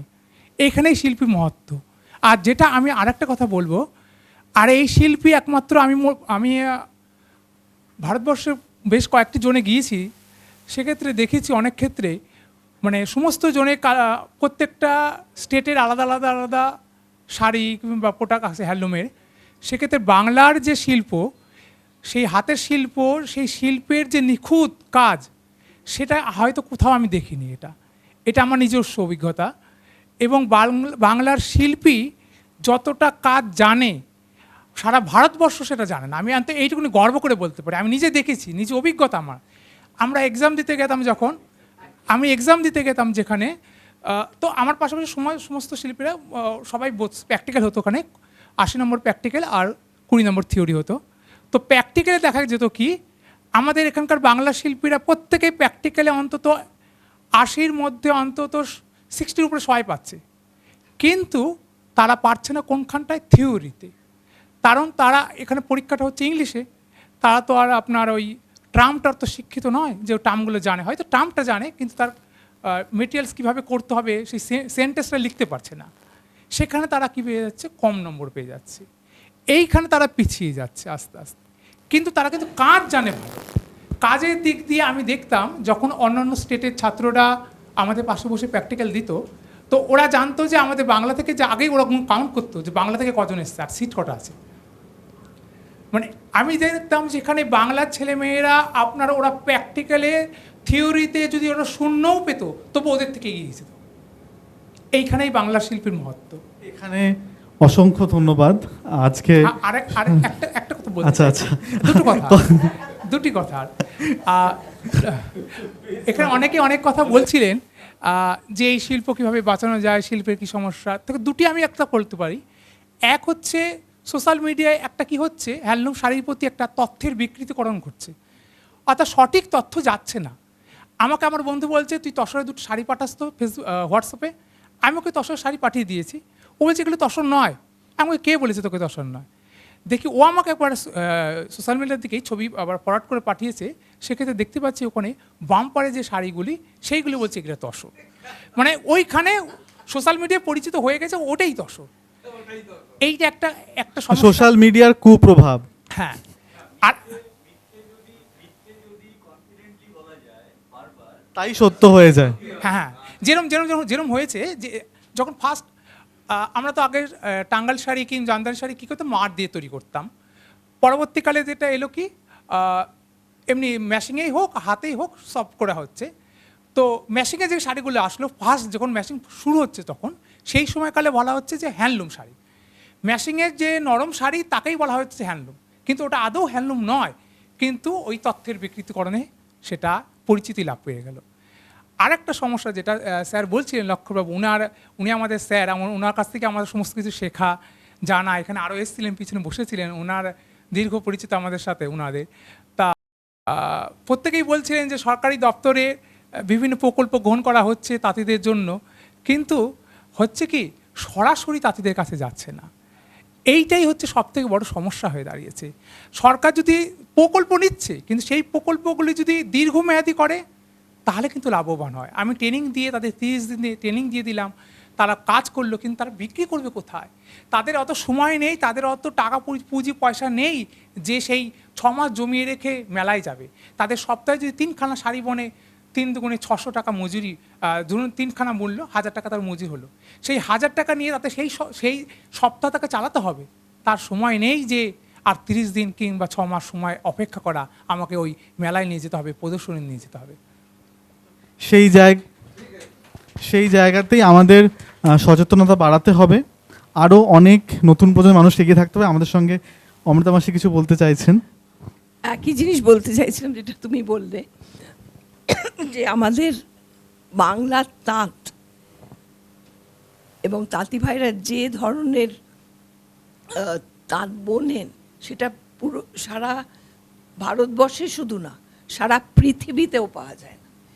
তাই জন্য আমাদের এটা নিয়ে অসম্ভব গর্ব করা উচিত। প্রত্যেকে যারা আপনারা এই শিল্পের সঙ্গে যুক্ত, তারা এই গর্বটা নিয়ে যদি এগিয়ে যান, সেইটাই আমাদের দরকার, এটাই ছড়ানো দরকার। এটা আমাদের একটা গর্ব, আমাদের বাংলার তাঁত। অসংখ্য ধন্যবাদ। এবং আমরা আজকে এখানে আমাদের বক্তব্য শেষ করব। আমাদের আজকে সমগ্র প্রয়াসে যে কিছু আমরা বলি হার্ড টক, তো সেখানে হতেই পারে যে কারোর ভালো লেগেছে, কারোর ভালো লাগেনি, কিন্তু সামগ্রিক আমাদের প্রয়াস সচেতনতা বাড়ানো, নতুন প্রজন্মকে আরও এগিয়ে নিয়ে আসা, কিছু ফেলোশিপের ব্যবস্থা করা যাতে এই দুর্গম অঞ্চলগুলোতে ঘুরে ঘুরে মানুষজন দেখবে কোথায় কোন নতুন শিল্প আছে। এরকম ইনোভেটিভ মাইন্ডের ছেলে বা মেয়ে তারা এগিয়ে আসতে পারে। তারা সেই রিসার্চের জন্য তাদেরকে যদি উৎসাহিত করা হয়, কারণ সেইভাবেই আমার তাঁত শিল্পে এগিয়ে আসা। আমার কোনো বাবা কাকা কেউই তাঁতি নয়, আমি কোনো তাঁত স্কুলেও পড়িনি এবং কেউ আমাকে হাতে ধরে শিখিয়েও দেয়নি। আজ যতটুকু যা কিছু যা শিখেছি নিজে নিজে ইচ্ছে করে গ্রামে গঞ্জে পড়ে থেকে শিখেছি। তো সেই জায়গা থেকে সেই ইনোভেটিভ মাইন্ডের আমাদের প্রয়োজন আছে এবং আমাদেরকে আরও একটু বেশি সচেতন এবং সংবেদনশীল হতে হবে। এই বলে আমি আজকে আমার বক্তব্য শেষ করলাম এবং ওনাদের সবার কাছেও আমার ক্ষমা চেয়ে নেওয়া, যদি আমার কোনো বক্তব্যে ওনাদের খারাপ লেগে থাকেন তাহলে আমাকে অবশ্যই ক্ষমা করবেন। আর এই বলেই আজকে আমরা এখানেই আমাদের অনুষ্ঠান শেষ করছি। ধন্যবাদ।